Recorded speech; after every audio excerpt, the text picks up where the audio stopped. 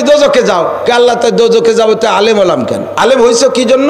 তোমার দিনের দাওয়াতের জন্য। দেখো না কিভাবে দেশকে দেশ রাতকে রাত দৌড়ে বেড়াইছি, খাওয়া নাই না নাই এগুলো করে বেড়াইছি।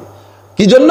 তোমার দিনের দাওয়াতের জন্য। আল্লাহ বলেন বাল কাযাবতা, মিথ্যে কথা কইছিস, তোরও উদ্দেশ্য ভালো ছিল না, তোর নিয়ত ভালো ছিল না। তোর নিয়ত কি ছিল?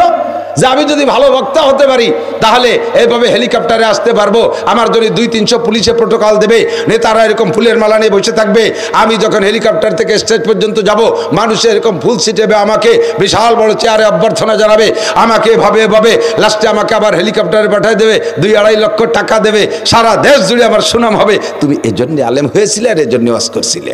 ফকত কিল, সেগুলো তো বলা হয়ে গেছে, তোমার আর কিচ্ছু নাই। তুমি যদি আলেম হতে পারো মানুষ তোমার প্রশংসা করবে তোমার বয়ানে। তুমি যদি পীর হতে পারো সাপ্তাহিক মাসিক একটা মজলিস করে করে বছরে 2 হালখাতা দিয়ে মুরিদ মুত্তাকিন রে গুছাইয়া, টাকা পয়সা চাল ডাল খুদকুড়ো গুছাইয়া বছর ভরে জম্মের কা খাবা, চাল মেয়ে নিয়ে বিশাল শিল্পপতি কোটিপতি হয়ে যাবা। পীর ব্যবসা বড় সহজ ব্যবসা, বক্তাকে তো একটু গলা ফাটাই চিল্লে বললা ওরা লাগে। পীররা গুনগুন করে কি যেন একটু তসবি তালিল দিয়ে কায়দা করে বায়াত করে ব্ল্যাক করে গাছরা দিয়ে মুরিদরা সব ভক্ত হয়ে যায়, জীবন দিতে বাধ্য। তার কাপড় পরনের কাপড় পর্যন্ত খুলে দিতে চায়। বাপরে জীবনে একটা ফুটি মাছ কিনে খায় না, পীর সাহেবরে কাতলা মাছ কিনে খাওয়া, ঠিক না? মায়ের জন্য কোন জায়গাতে একটা চড়া পাখিও ধরে নিয়ে আসে না, আর পীর সাহেবের জন্য 7 কেজি 8 কেজি ওজনের লেয়ার মুরগি কিনে সেই জায়গা নিয়ে যায়। মারে একটা সুবরি কিনে দেয় না, পীর সাহেবের জন্য কাইনকে কাইন ডাব নিয়ে যায়। এই সমস্ত এগুলো সব সহজ ইনকাম পীর সাহেবদের। সহজে জায়গায় বসে ধুয়ে মুছে খাবা, এই জন্য পীর হয়েছিলে। সবগুলো খাওয়া শেষ, তাড়াতাড়ি কথা মতে কবিনের দোজখে যা, নাহলে কিন্তু বাড়ির অভাব হবে না।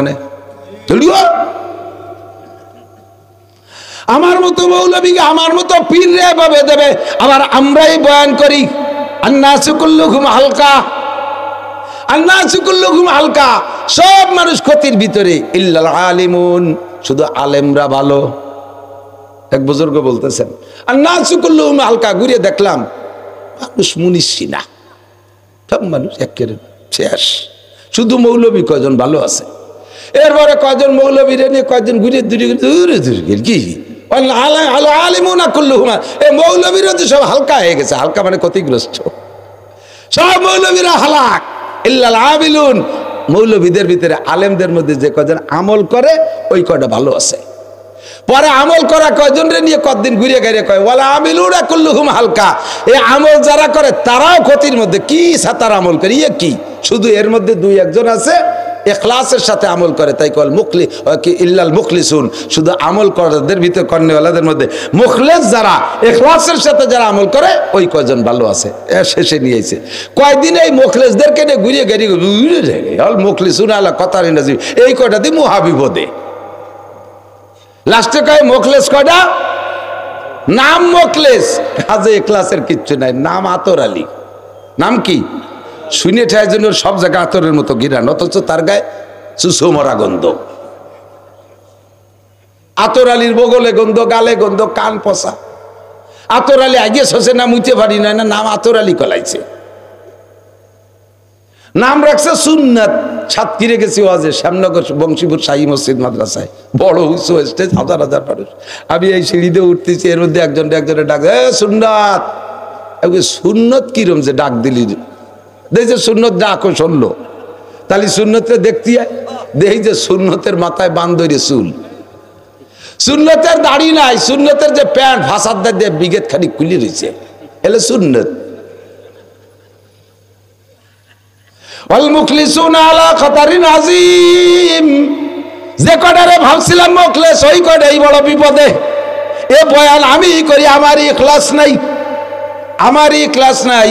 এই জন্য দোস্ত বলতে ভয় লাগে যে বয়ান তো করতেছি, আল্লাহ যদি বলে লিমা তাকুলুনা মা লা তাফালুন, এই গুণগুলো তোমার মধ্যে নাই, তুমি আবার বয়ান করছো, ও মৌলবী তুমি ধোকাবাজ, তোমার এদের জাহান্নাম উদ্বোধন করবো, ঢোকো, কথা মোটে বাড়াবা না। 3 নম্বর জারি দিয়ে জাহান্নাম উদ্বোধন করবে বড় বড় ডোনার, বড় বড় দানবীর ডোনারদেরকে ডেকে এনে বলবে তাড়াতাড়ি জাহান্নামে যাও, কয় আল্লাহ জাহান্নামে যাব, তাই কোটি কোটি টাকা দান করলাম কেন?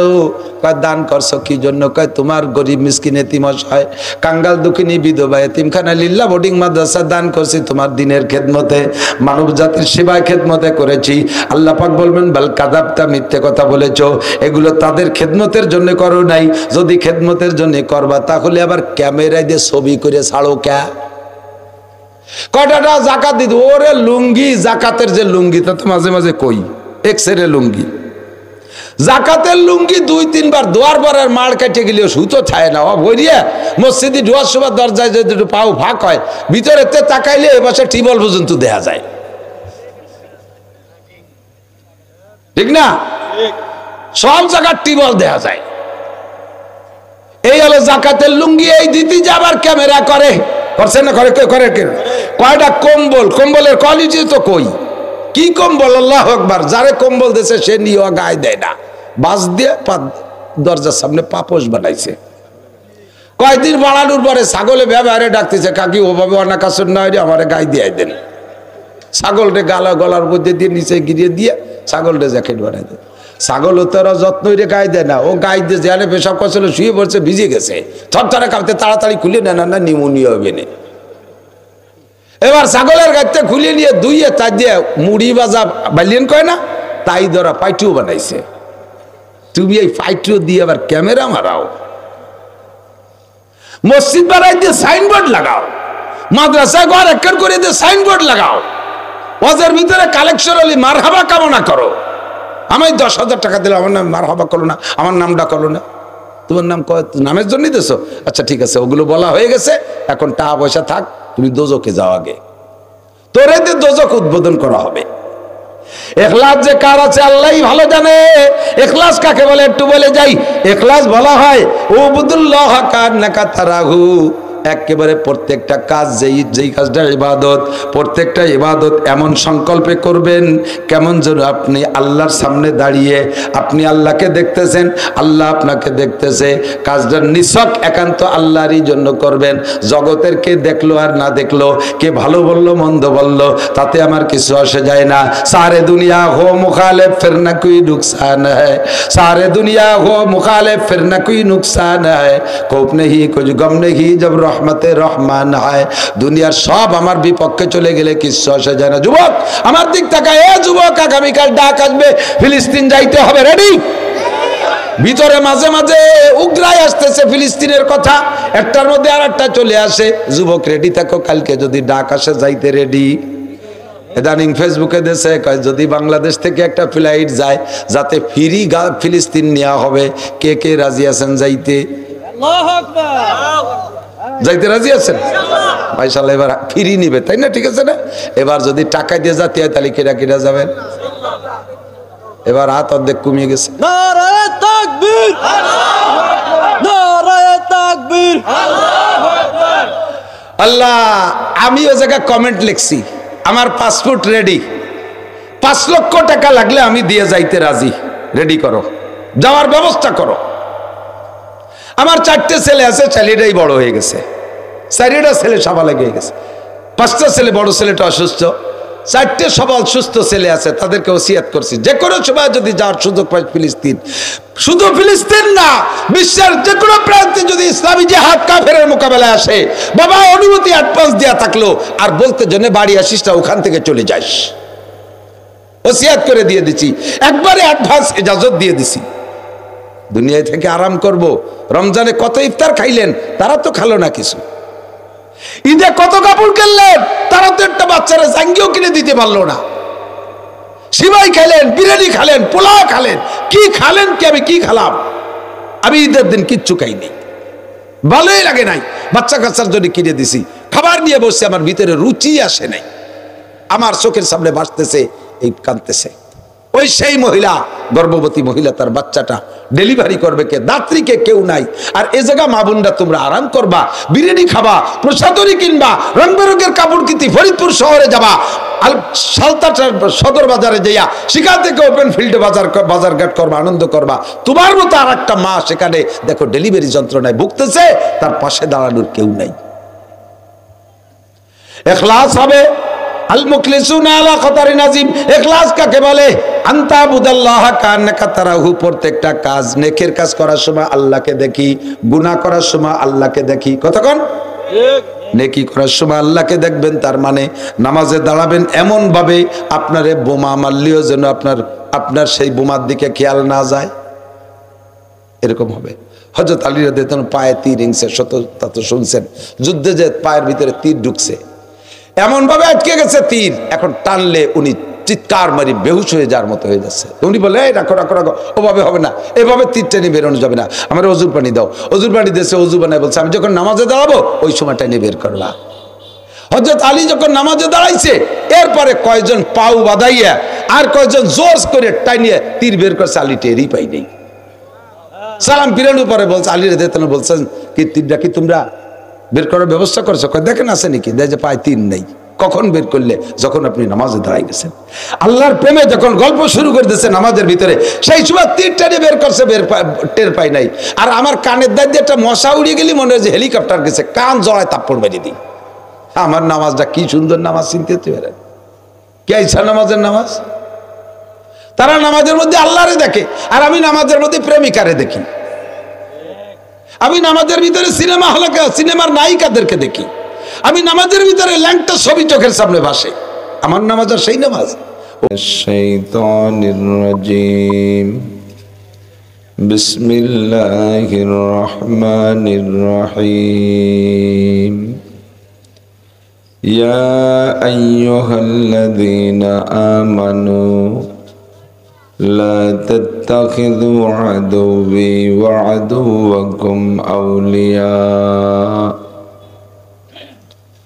ثم قال الله تعالى يا أيها الذين آمنوا لا تتخذوا اليهود والنصارى أولياء بعضهم أولياء بعض ومن يتولهم منكم فإنه منهم إن الله لا يهدي القوم الكافرين وقال محمد رسول الله صلى الله عليه وسلم من تشبه بقوم فهو منهم ثم قال المرء مع من أحبه وقال النبي صلى الله عليه وسلم من أحب سنتي فقد أحبني ومن أحبني كان معي في الجنة سبحانك لا علم لنا إلا ما علمتنا إنك أنت العليم الحكيم جزى الله عنا محمدا ما هو أهله سبحان الله وبحمده سبحان الله العظيم رب اشرح لي صدري ويسر لي أمري واحلل عقدة من لساني يفقه قولي رب زدني علما اللهم أرنا الحق حقا وارزقنا اتباعه وأرنا الباطل باطلا وارزقنا اجتنابه সকলে বলি আমিন। একটু দুরূদ শরীফ পড়ে নেই, আল্লাহর রহমত বেড়ে যাবে। اللهم صل على محمد وعلى آل محمد كما صليت على إبراهيم وعلى آل إبراهيم إنك حميد مجيد اللهم بارك على محمد وعلى آل محمد كما باركت على إبراهيم وعلى آل إبراهيم إنك حميد مجيد। বড় খারদিয়া সয়ানি চরপাড়া যুব সমাজের উদ্যোগে আয়োজিত 13তম বার্ষিক ওয়াজ মাহফিল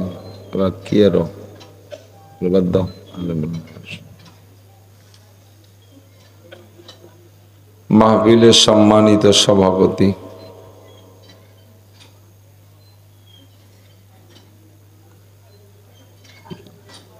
দাওয়াতি উলামায়ে কেরাম,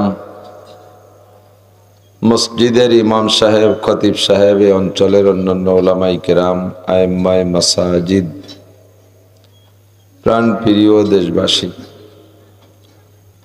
আল্লাহ তাবারক ওয়া তাআলা শাহী দরবারে শুকর আদায় করি যে আল্লাহ পাক এই বিশাল দুনিয়ায় অনেক অনেক বড় বড় দেশ বানাইয়া দুনিয়াটাকে ভাগ করে দিয়ে তন্মধ্যে সামান্য অল্প একটু জায়গা বাংলাদেশ নামে আমাদের জন্য স্বাধীন করে দিয়েছেন, যার স্বাধীনতার স্বাদ আমরা বিভিন্নভাবে উপভোগ করি, উপলব্ধি করি। বিশেষ করে ধর্মীয় দৃষ্টিকোণ থেকে আমাদের যে কোনো জায়গা মসজিদ বানানোর অধিকার আছে, কেউ ঠেকায় না। নিজেদের জমি হলে যে কোনো জায়গায় ঈদের নামাজ খোলা মাঠে পড়তে পারি, বাধা দেওয়ার কেউ নাই। যে কোনো জায়গায় ঈদগাহ বানাইতে পারি, বিশ্ব ইস্তেমার মতো বড় মাহফিল করতে পারি, যে কোনো জায়গা মাদ্রাসা বানাইতে ইচ্ছা করলে বানাইতে পারি, কোনো বাধা নেই। ওয়াজ মাহফিল, দাওয়াতে তাবলীগের কাজ সবই আমরা ওপেন ফিল্ডে করতে পারি। বিশ্বের অনেক দেশে আরো এরকম বহু মুসলমান আছে, কিন্তু এই সব কাজ তারা স্বাধীনভাবে করতে পারে না। এমনকি যেই সৌদি আরব থেকে সারা পৃথিবীতে ইসলাম ছড়িয়েছে, সে সৌদি আরবে এরকম খোলা মাঠে দীর্ঘক্ষণ বসে ওয়াজ করার সুযোগ নেই, অনুমতি নেই। তাদের সরকাররা আমেরিকার পাঁচাটা গোলাম। এভাবে খোলা মাঠে বয়ান হইলে বয়ানের মাধ্যমে উলামায়ে কেরাম সরকারের কোনো সমালোচনা করতে পারে, দোষ উচ্চারণ করতে পারে, দোষারোপ করতে পারে, যার প্রেক্ষিতে দেশের জনগণ সরকারের বিপক্ষে আন্দোলনে নেমে পড়তে পারে। এই ভয়ে পশ্চিমেদের গোলামি করে তারা জনগণকে একত্রিত হইয়া ওপেন ফিল্ডে ধর্মীয় আলোচনা করার অনুমতি দেয় না। আমি নিজেই সৌদি আরবে অনেক মাহফিলে গিয়েছি, কোথাও খোলা মাঠে ওয়াজ করার সুযোগ নেই। ও দেশের আরবি পরিভাষায় বলে ইস্তেরাহা, ইংরেজিতে বলে রেস্ট হাউস। বড় বড় রেস্ট হাউস আছে, তার ভিতরে বক্স দিয়ে আমরা যারা যাই তারা একটু আলোচনা করি, আমাদের বাঙালি ভাইরা শোনে। আমাদের পূর্ব দিকে আছে মালয়েশিয়া, সেটা একটা মুসলিম দেশ, মুসলমান সে দেশের রাজা বাদশা হয়। বহুত উলামায়ে কেরাম আছে মালয়েশিয়া, ইসলামী বড় বিশ্ববিদ্যালয় আছে মালয়েশিয়া, অথচ সেখানেও খোলা মাঠে ওয়াজ করার সুযোগ নেই। গিয়েছি সেখানেও। তো আল্লাহ পাক রব্বুল আলামিন আমাদেরকে স্বাধীনভাবে দেশে বসে এখনো খোলা মাঠে কোরআন হাদিসের বয়ান করাও শোনার সুযোগ দিয়ে যাচ্ছেন। তারই একটা অংশ হিসেবে আমরা বড়খারদিয়া সয়ানি চরপাড়া মসজিদ এবং যুব সমাজের উদ্যোগে আয়োজিত মাহফিলে অংশগ্রহণ করতে পেরেছি। নীরবে নিস্তব্ধে শান্তির সাথে মাগরিব থেকে পর্যন্ত উলামায়ে কেরামের বয়ান করাও শোনার সুযোগ করে দিয়েছেন আল্লাহ। এজন্য শুকর আদায় করে নিই আলহামদুলিল্লাহ। কথাগুলোকে আপনারা খুব ভালো করে মনে নেন নাই। যদি বার্মার মুসলমানদের হালাত দেখতেন তাহলে বুঝতেন যে আপনারা কত শান্তিতে আছেন। আমি কিছুদিন আগে সিজনে টেকনাফ গিয়েছি মাহফিলে, শ্রোতা সবই বার্মিজ। স্থানীয় চট্টগ্রামের টেকনাফের সামান্য 2-4 জন, কয়েক হাজার শ্রোতা সবই বার্মিজ, রোহিঙ্গা। আমাদের মতোই তাদের স্বাস্থ্য, চেহারা, ভাষা তারা বোঝে। চট্টগ্রামের ভাষার এই বাংলা, এই রোহিঙ্গাদের ভাষা একই।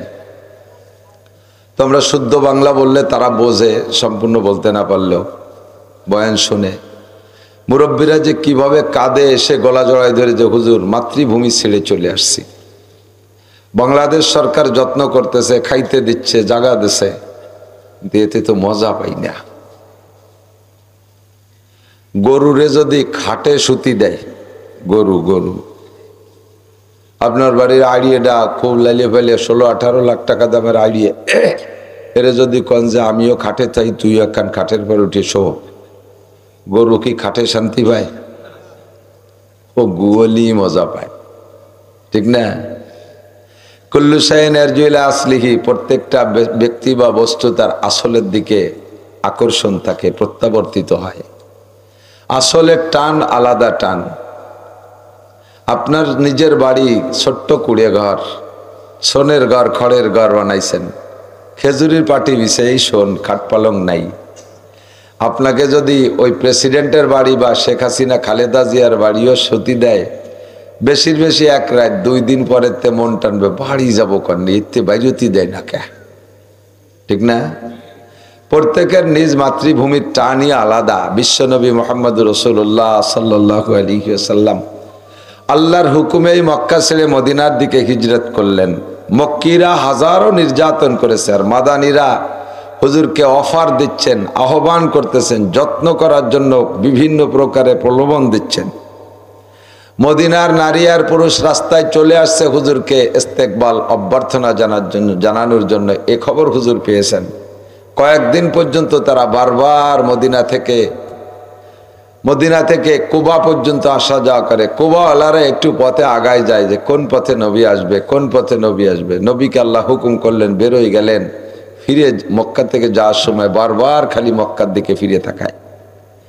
জিব্রাইলকে হুজুর এদিক তাকান কে? কয় ভাই জিব্রাইল, ভালো লাগে না, ছেড়ে যাইতে ভালো লাগে না, আমার জন্মভূমি এটা, মাতৃভূমি এটা।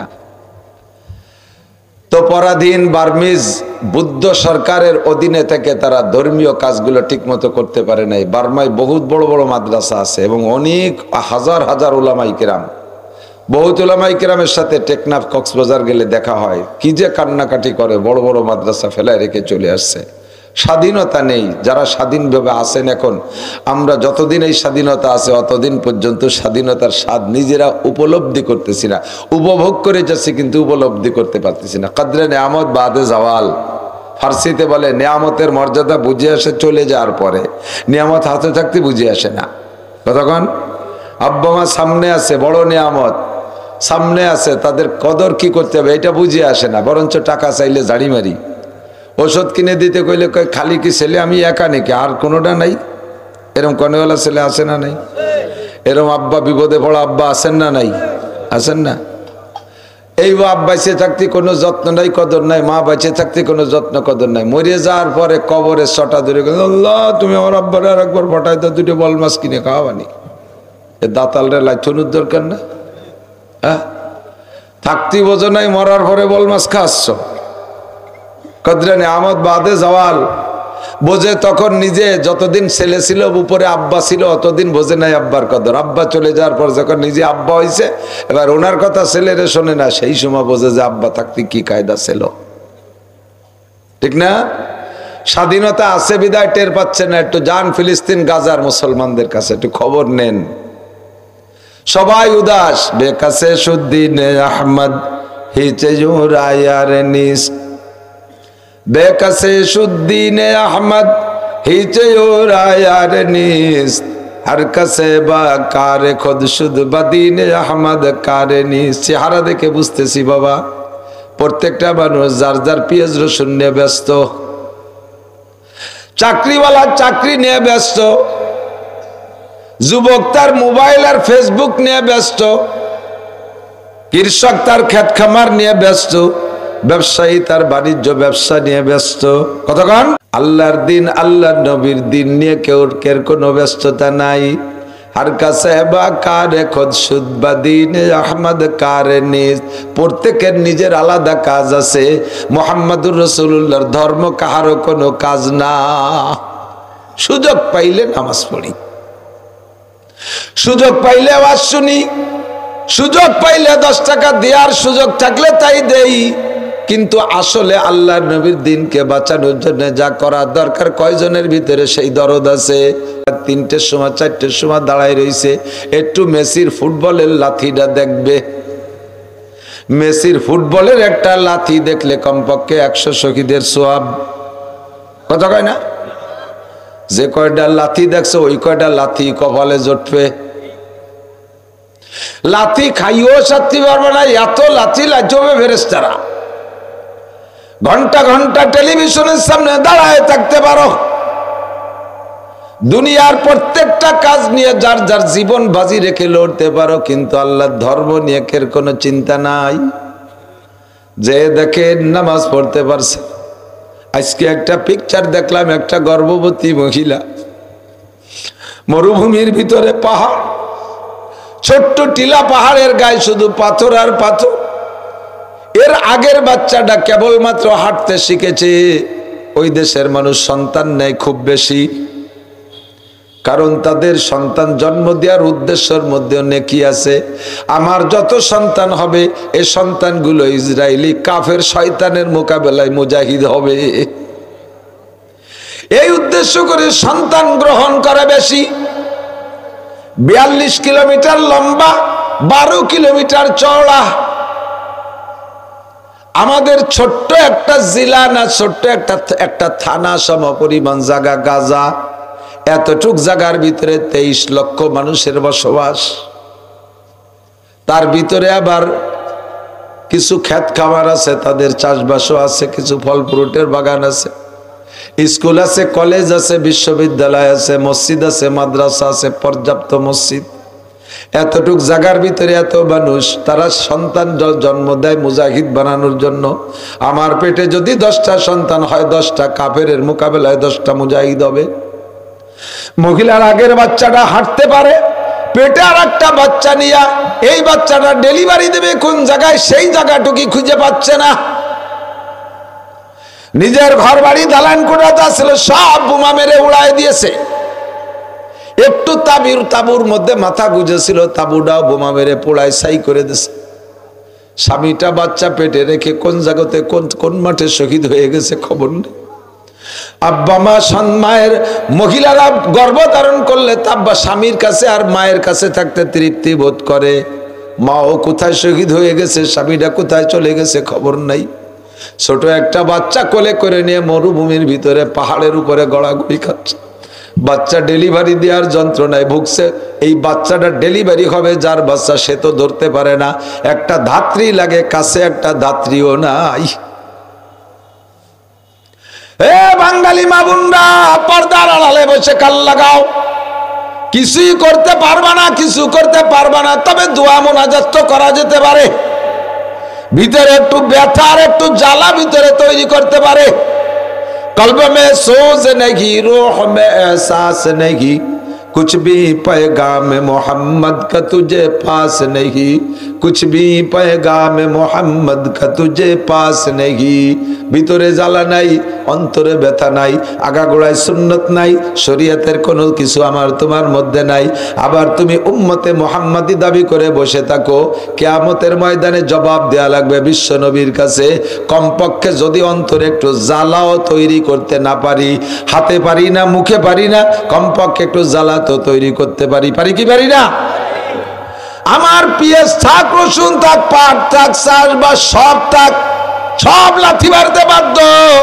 আমার নবীকে যারা নবী মানে না, আমার আল্লাহকে যারা আল্লাহ মানে না, আমার কোরআনকে যারা বিশ্বাস করে না, নবী পাকের হাদিস যারা মানে না, আমার নবীর ইসলামকে যারা পদদলিত করে, তাদের বিপক্ষে লড়াই করার জন্য আমার সব অডিতে 24 ঘন্টা আমি প্রস্তুত। রেডি আছেন? রেডি আছেন? আগামীকাল সকালবেলা আপনাদের এটা কোন থানা? সালতা সালতায় যদি আন্দোলন করা হয়, মিটিং করা হয়, মিছিল করা হয়, বিক্ষোভ করা হয়, যাইতে রেডি আছেন?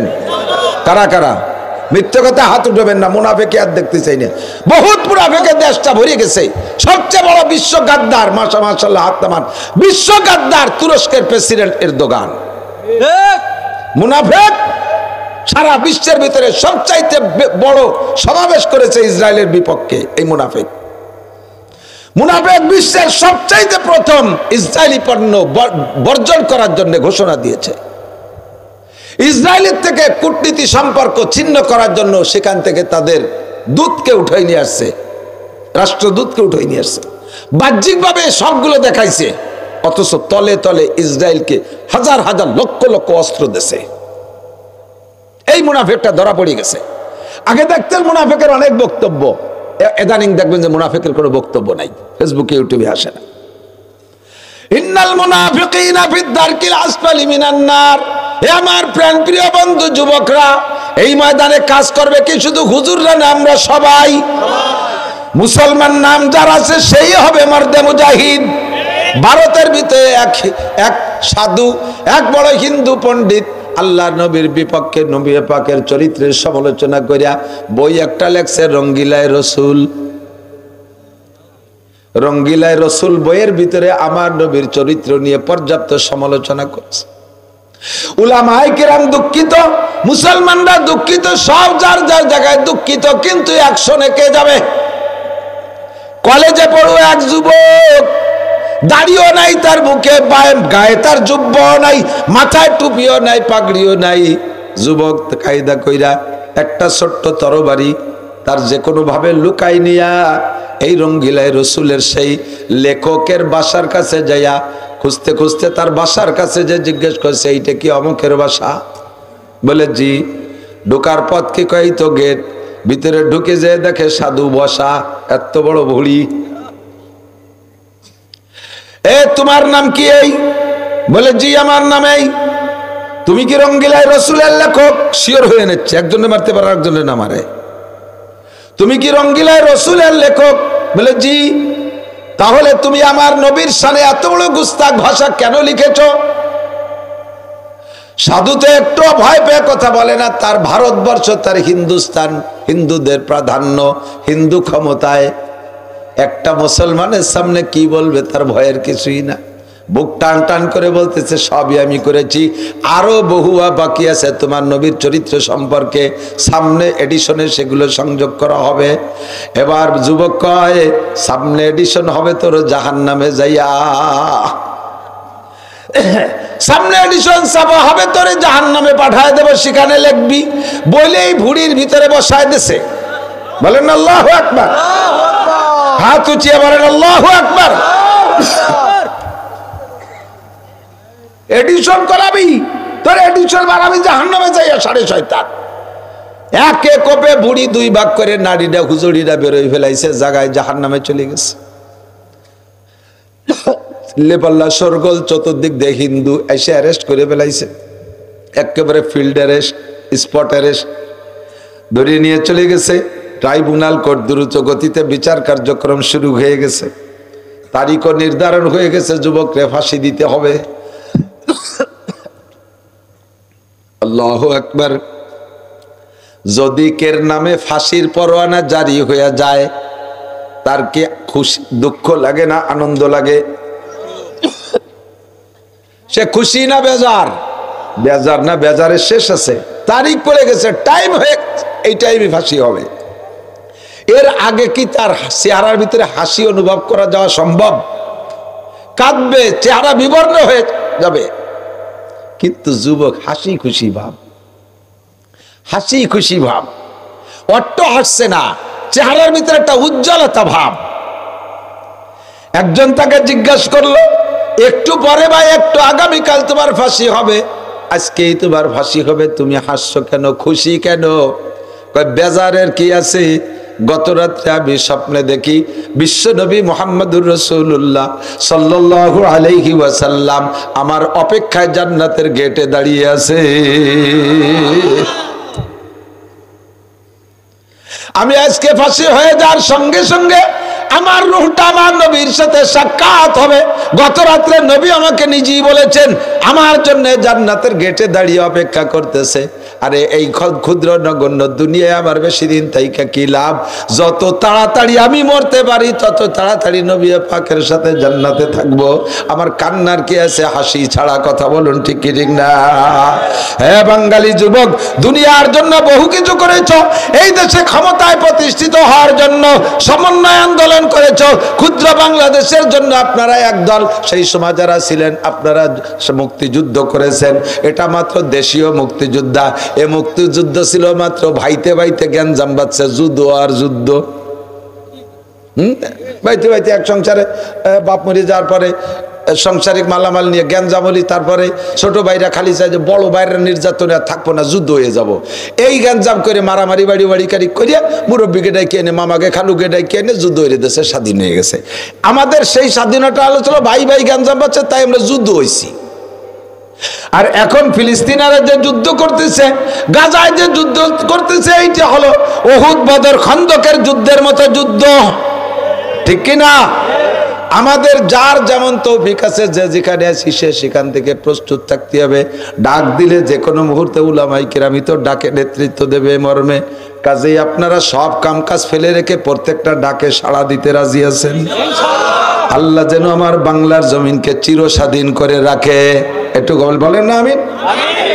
আমরা নামাজ, কালাম, রোজা, হজ, যাকাত, ফরজ, অজিব, তসবিহ, তাহলিল, তাবলীগ, চরমুনাই, মসজিদ, মাদ্রাসা, বিশ্ব ইজতেমা, সব ধর্মীয় কাজগুলো যেন ওপেন ফিল্ডে খোলামেলা চিরকাল করতে পারি। আমাদের পরবর্তী জেনারেশন যারা আসবে তারাও যেন করতে পারে। সবাই বলি আমিন।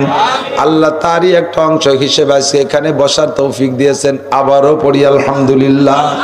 আল্লাহ পাক রব্বুল আলামিন বড় মোহাব্বতের সাথে, খেয়াল করি খুব খেয়াল করি। একটু আগে এক জায়গায় কথা বলছি, অল্প একটু সে জায়গাও কথাটা বলি, সেখানেও শুরুতে বলি। সেখানে হলো ক্লিয়ার হাদিস ছিল। মেয়েরা ওই সসরাইল একটা মহিলা মাদ্রাসা দাওরা হাদিস খুলছে, তাদের আজকে প্রথম সবক, সেই সবক বুখারী শরীফের প্রথম সবক পড়ে আসলাম। বুখারী শরীফের প্রথম হাদিস হলো ইন্নামাল আমালু বিন্নিয়াত। শুনেছেন না আপনারা কের কাছে? প্রথম হাদিস ইন্নামাল আমালু বিন্নিয়াত। প্রত্যেক কাজ নির্ভর করে নিয়তের উপরে। নিয়ত যদি ভালো হয় তাহলে দুনিয়ার কাজও ইবাদত হয়ে যায়, আর নিয়ত যদি খারাপ হয় তাহলে আখিরাতের কাজও দুনিয়া হয়ে যায়, ওতে কোনো লাভ নাই। বড় মসজিদ একটা বানায় দিয়েছেন, কোটি কোটি টাকা দিয়ে মসজিদ বানায় দিয়েছেন।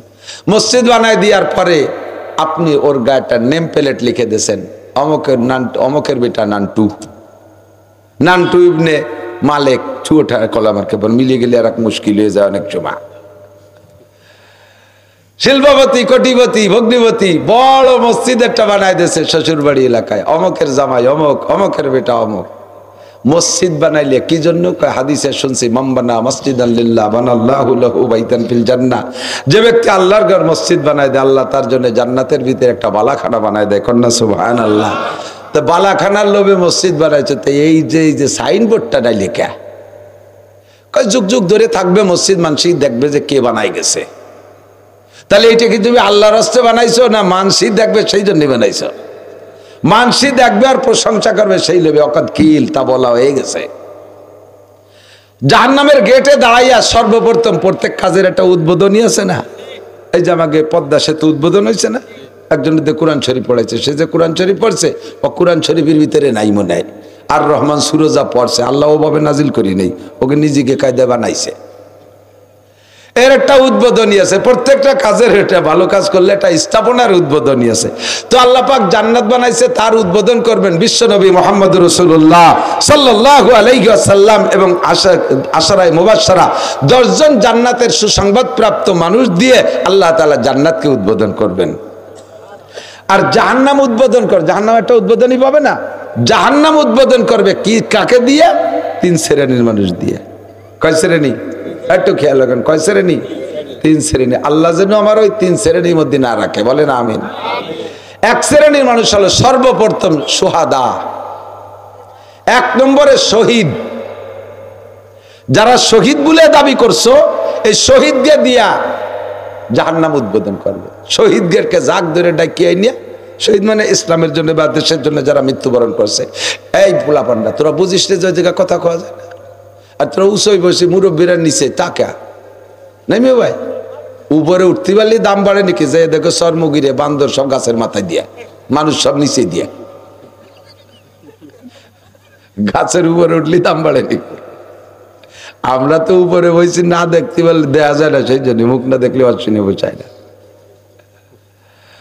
আল্লাহু আকবার জাহান্নাম উদ্বোধন করা হবে সর্বপ্রথম কাকে দিয়া এই যে ভুলে গেছে কতিপয় সোহাদা শহীদদেরকে দিয়ে যারা নামদারি শহীদ তাদেরকে ডেকে এনে বলবে আল্লাহ পাক বলবেন উদকুলিল জাহিম এ জাহান্নামে যাও তখন শহীদরা বলবে আল্লাহ জাহান্নামে যাবো তাই শহীদ হলাম কে তুমি শহীদ হয়েছো কোন জায়গা কই তো অমুক জায়গা কিভাবে এলে কিভাবে যুদ্ধ করতে করতে যুদ্ধটা করছো কেন কও কয় যে কালিমাতিল্লাহ তোমার দিনকে বলন্দ রাখার জন্য তোমার ইসলামের জন্য জিহাদ করেছি আল্লাহ বলবেন বাল কাযাবতা মিথ্যে কথা কইছিস তুই যুদ্ধ করছিস দুই উদ্দেশ্যে একটা হলো যদি যুদ্ধে বিজয় হতে পারিস ভালো যুদ্ধ করে বিজয় হতে পারিস তাহলে সেখান থেকে যুদ্ধের বিজয়ের পরে একটা গনিমতের মাল ওই লুটে ফুটে আনা মাল রেখা গনিমতের মাল এই মালের ভালো একটা ভাগ পাবি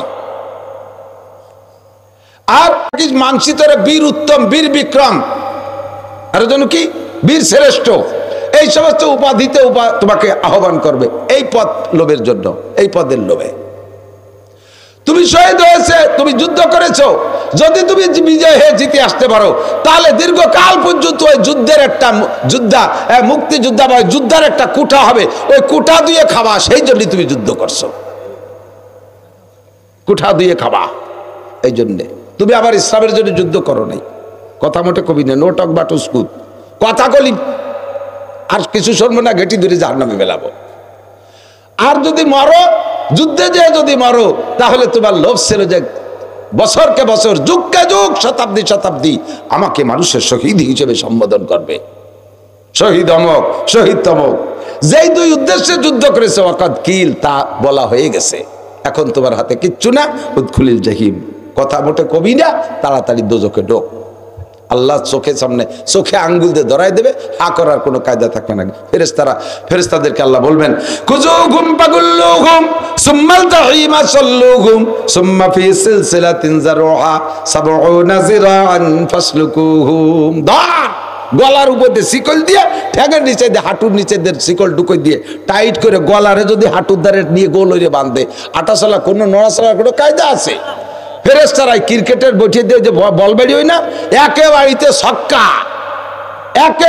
ছক্কা জাহান্নামের 6 নম্বর দোজখে নিয়ে বেলায় দেবে তাক পড়ে তাক তোরে জাহান্নাম উদ্বোধন করা হলো 2 নম্বর আমার মতো মৌলবী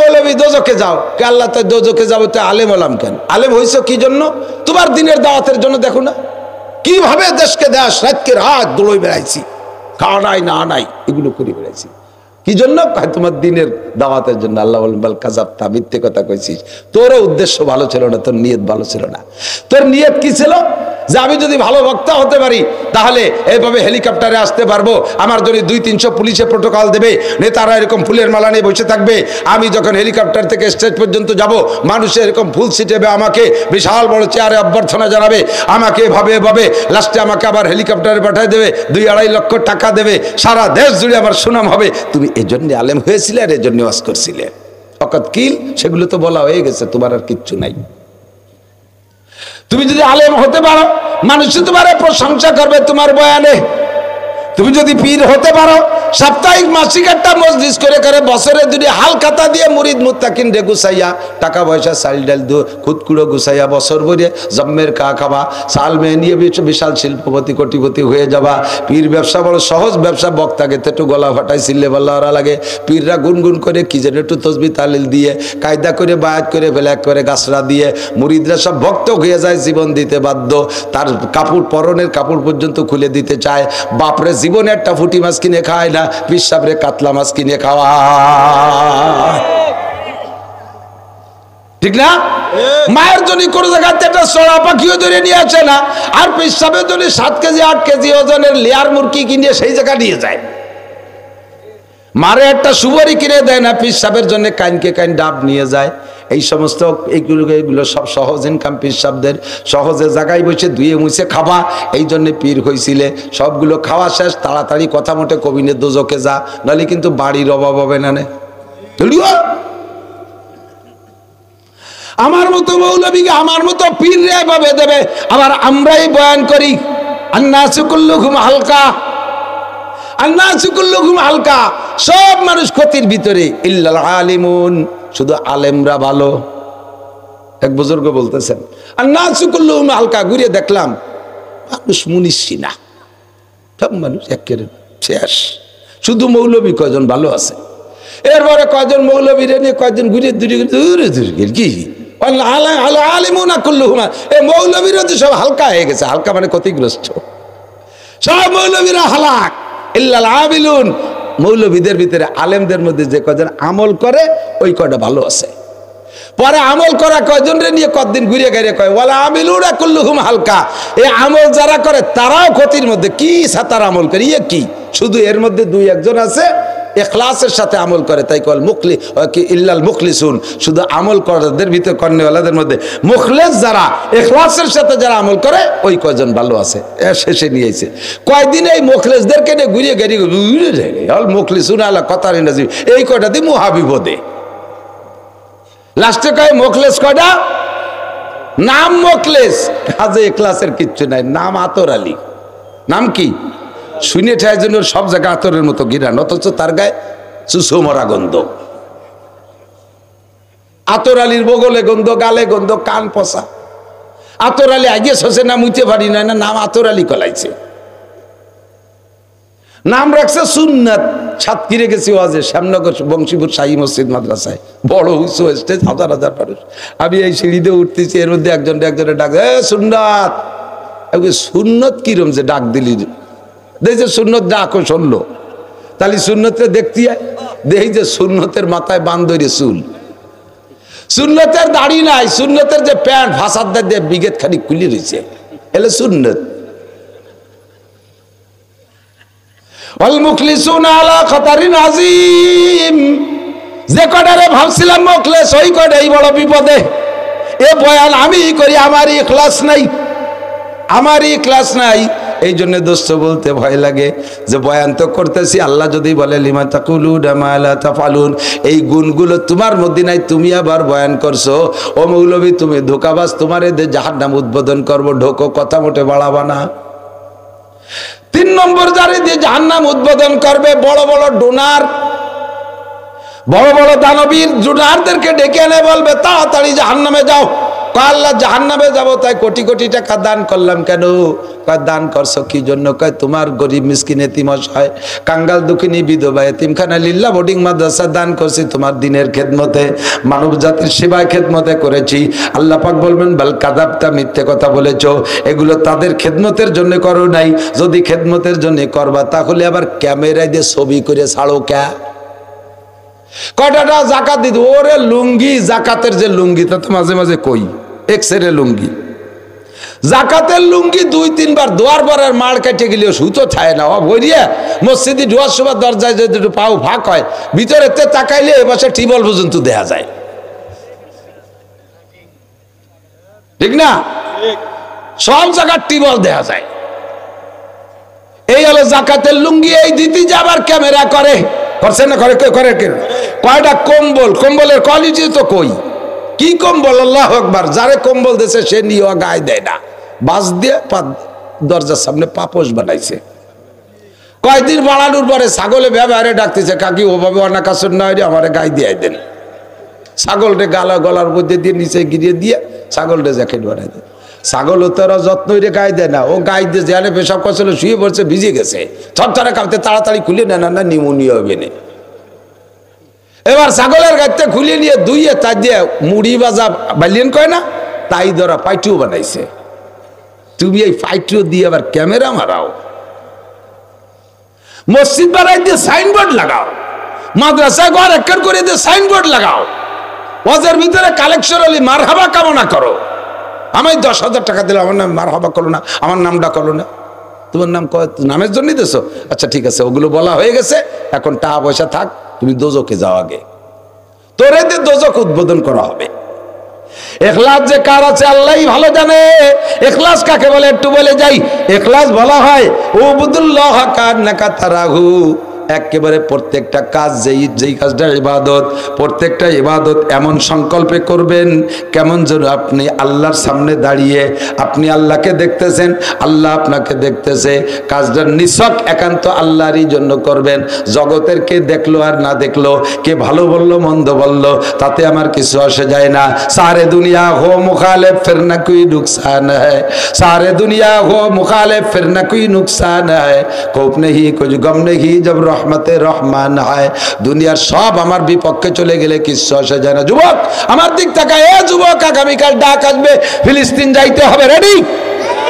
ভিতরে মাঝে মাঝে উগ্রাই আসতেছে ফিলিস্তিনের কথা, একটার মধ্যে আর একটা চলে আসে। যুবক রেডি থাকো, কালকে যদি ডাক আসে যাইতে রেডি। ইদানিং ফেসবুকে দেশে কয় যদি বাংলাদেশ থেকে একটা ফ্লাইট যায় যাতে ফ্রি ফিলিস্তিন নেওয়া হবে, কে কে রাজি আছেন যাইতে? আল্লাহু আকবার। যাইতে রাজি আছেন? মাশাআল্লাহ, এবার ফ্রি নিবে, তাই না? ঠিক আছে না? এবার যদি টাকা দিয়ে যাতে হয় তাহলে কেরা কেরা যাবেন? এবার হাত অর্ধেক কমিয়ে গেছে। নারায়ে তাকবীর, আল্লাহু আকবার, নারায়ে তাকবীর, আল্লাহু আকবার। আল্লাহ, আমি ওই জায়গায় কমেন্ট লিখছি, আমার পাসপোর্ট রেডি, 5 লক্ষ টাকা লাগলে আমি দিয়ে যাইতে রাজি, রেডি করো, যাওয়ার ব্যবস্থা করো। আমার 4টে ছেলে আছে, ছেলেটাই বড় হয়ে গেছে, 4টা ছেলে সাবালক হয়ে গেছে, 5টা ছেলে, বড় ছেলেটা অসুস্থ, 4টে সবল সুস্থ ছেলে আছে, তাদেরকে ওসিয়াত করছি যে কোনো সময় যদি যাওয়ার সুযোগ পায় ফিলিস্তিন, শুধু ফিলিস্তিন না বিশ্বের যে কোনো প্রান্তে যদি ইসলামী জিহাদ কাফেরের মোকাবেলায় আসে, বাবা অনুমতি অ্যাডভান্স দেয়া থাকলো, আর বলতে জন্য বাড়ি আসিস না, ওখান থেকে চলে যাস, ওসিয়াত করে দিয়ে দিছি, একবারে অ্যাডভান্স ইজাজত দিয়ে দিছি। দুনিয়ায় থেকে আরাম করব। রমজানে কত ইফতার খাইলেন, তারা তো খালো না কিছু। ঈদে কত কাপড় কিনলেন, তারা তো একটা বাচ্চারা জাঙ্গিও কিনে দিতে পারলো না। সিমাই খেলেন, বিরিয়ানি খালেন, পোলাও খালেন, কি খালেন কি, আমি কি খালাম? আমি ঈদের দিন কিচ্ছু খাইনি, ভালোই লাগে নাই।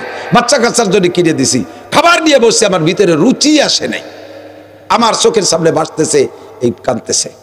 ওই সেই মহিলা, গর্ভবতী মহিলা, তার বাচ্চাটা ডেলিভারি করবে কে? দাত্রীকে কেউ নাই।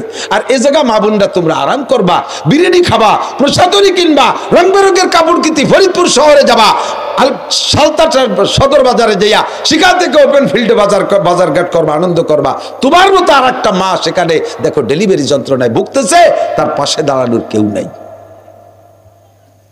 ইখলাস হবে আল মুখলিসুনা আলা খতারিন আযীম। ইখলাস কাকে বলে? আনতা বুদাল্লাহ কান্নাকা তারাহু। প্রত্যেকটা কাজ, নেকের কাজ করার সময় আল্লাহকে দেখি, গুনাহ করার সময় আল্লাহকে দেখি। কতক্ষণ? ঠিক। নেকি করার সময় আল্লাহকে দেখবেন, তার মানে নামাজে দাঁড়াবেন এমন ভাবে আপনারে বোমা মারলেও যেন আপনার সেই বোমার দিকে খেয়াল না যায়, এরকম হবে। হযরত আলী রাদিয়াল্লাহু আনহু পায়ে তীর হিংসে, তা তো শুনছেন, যুদ্ধে যে পায়ের ভিতরে তীর ঢুকছে, এমন ভাবে আটকে গেছে তীর, এখন টানলে উনি চিৎকার মারি বেহুশ হয়ে যাওয়ার মতো হয়ে যাচ্ছে। উনি বলে, এই রাখো রাখো রাখো, ওভাবে হবে না, এভাবে তীর টেনে বেরোনো যাবে না, আমার অজুর পানি দাও। অজুর পানি দিয়েছে, অজু বানায় বলছে আমি যখন নামাজে দাঁড়াবো ওই সময় টেনে বের করবা। হযরত আলী যখন নামাজে দাঁড়াইছে, এরপরে কয়েকজন পাউ বাঁধাইয়া আর কয়েকজন জোর করে টাইনিয়ে তীর বের করছে, আলী টেরই পাই নেই। সালাম ফিরানোর পরে বলছে, আলী রাদিয়াল্লাহু আনহু বলছেন, কি তীরটা কি তোমরা বের করার ব্যবস্থা করছো? দেখেন আছে নাকি, দেখে যে পায়ে তীর নেই। কখন বের করলে? যখন আপনি নামাজে দাঁড়াই গেছেন। আল্লাহর প্রেমে যখন গল্প শুরু করে দিয়েছে নামাজের ভিতরে, সেই সময় তীর টেনে বের করছে, টের পাই নাই। আর আমার কানের দাঁত দিয়ে একটা মশা উড়িয়ে গেলি মনে হয় যে হেলিকপ্টার গেছে, কান জড়ায় তাপ্পড় মেরে দিই। আমার নামাজটা কি সুন্দর নামাজ, চিনতে পারেন? কে ইচ্ছা নামাজের নামাজ? তারা নামাজের মধ্যে আল্লাহরে দেখে, আর আমি নামাজের মধ্যে প্রেমিকারে দেখি। আমি নামাজের ভিতরে সিনেমা হলে সিনেমার নায়িকাদেরকে দেখি। আমি নামাজের ভিতরে ল্যাংটা ছবি চোখের সামনে ভাসে। আমার নামাজ আর সেই নামাজ। উবুদুল্লাহ কান্নাকা তারা কোরআন শরীফ পড়বেন এমন ভাবে কেমন যেন অক্ষরের মধ্যে আল্লাহকে দেখেন। দর্শখান মুকফি মানাম চু বুয়েগুল দরবর গেগুল, দর্শখান মুকফি মানাম চু বুয়েগুল দরবর গেগুল, হারকে দি দান মাইলে দারাত দর্শখান বিনাদ মোরা। আল্লাহ পাক বলেন, এ তুমি আমারে দেখতে চাও? আরে ভাই আল্লাহকে দেখতে চান? কে কে আছেন একটু আল্লাহকে হাত দেখাবেন। আল্লাহ তোমারে দেখবো, আল্লাহ তোমারে দেখবো, দেখতে চান? আল্লাহকে দেখতে চান? আল্লাহকে আমারে যদি দেখতে চাও, হারকে দি দান মাইলে দারাত দর্শখান বিনাদ মোরা। ফুলের মধ্যে গিরান আছে, গোলাপ ফুলের মধ্যে গিরান আছে, কিন্তু গিরানটা কোন জায়গা আছে তাকে দাগ দিয়ে আছে? নাকে দিলে গ্রান পাওয়া যায় কি যায় না? আল্লাহ কয় দর্শখান মুকফি মানাম চুবু ইয়েগুল দরবর গেগুল, আমি আমার কোরআনে কারিমের ভিতরে লুকায়িত আছি। ফুলের সুবাস যেমন ফুলের পাপড়ির মধ্যে লুকানো থাকে, ফুলকে যেমন নাকে দিলে ঘিরান অনুভব করো, দেখতে পারো না কোথায় আছে। হারকে দি দান মাইলে দারাত দর্শখান বিনাদ মরা। যদি কেউ আমাকে দেখতে চাও, আমার কালামে পাকের মধ্যে নজর করো, প্রত্যেকটা হরফের মধ্যে আমি আল্লাহ লুকায়িত আছি। নামাজের মধ্যে আল্লাহকে দেখা যায়, রোজার মধ্যে আল্লাহকে দেখা যায়, জিকিরের মধ্যে আল্লাহকে দেখা যায়। পর্দায় হাস্তি আগার সুজি বানা রে লাইলা আজমা বে পর্দা বিনি নূরে ইল্লাল্লাহরা। শেষ রাত্রি উঠবেন বাবা, শেষ রাত্রি উঠবেন, বিশেষ করে আমার বুড়ো বাবারা, জিন্দেগি শেষ হয়ে গেছে, আর কয়দিন ঘুমাবেন? আর ঘুমানোর দরকার নাই। আপনার মরণটা যদি আসে, আপনার মরণটা নামাজের মধ্যে হয়ে যাক, তাহাজ্জুদের মধ্যে হয়ে যাক, জিকিরের মধ্যে হয়ে যাক, এমন একটা মরণ কামনা করি। কথা বলেন ঠিক কি ঠিক না? তবে আমার মরণের দাবি হলো, আল্লাহ আমারে তুমি যুদ্ধের ময়দানে নাও, আমারে যে কোনো একটা যুদ্ধের ময়দানে দাও, আমি 10-20টা কাফেরের আগে গুলি করি, এরপরে তাদের অস্ত্রে গুলিতে আমি শহীদ হয়ে যাই। এমন একটা মরণ আমার তামান্না এসে গেছে। আমার আর আরামের বিছানায় শুয়ে মরতে চায় না, মনে চায় না। আরে নামাজের মধ্যে মরণের চাইতে, মসজিদের মধ্যে মরণের চাইতে, তেলাওয়াতের রত অবস্থায় মরণের চাইতে, যুদ্ধের ময়দানে যাইয়া 1 মিনিট যুদ্ধ করতে করতে মরার ভিতরে মরার দাম 1000 গুণ বেশি। তবে বুড়ো বাবারা সময় নাই, এখনই শেষ রাত্রে উঠে আপনি জিকির করবেন লা ইলাহা ইল্লাল্লাহ। বহুত ঘুমাইছেন, বহুত ঘুমাইছেন, অনেক ঘুমাইছেন, অনেক ঘুমাইছেন। জাগনা হয় জাগলো আফলাক কি ছায়া তলে, আখের তাক সোয়া করোগে খাক কি ছায়া তলে। একটু সজাগ হন আসমানের নিচে, তাহলে মাটির নিচে যে ঘুম যাইতে পারবেন। একটু সজাগ হন আসমানের নিচে, মাটির নিচে যে ঘুমাইতে পারবেন। আসমানের নিচে নাক ডেকে জম্মের ঘুমাবেন, কবরে যাইয়ে ঘুম কপালে হবে না, কবরে যে ঘুম পাবেন না।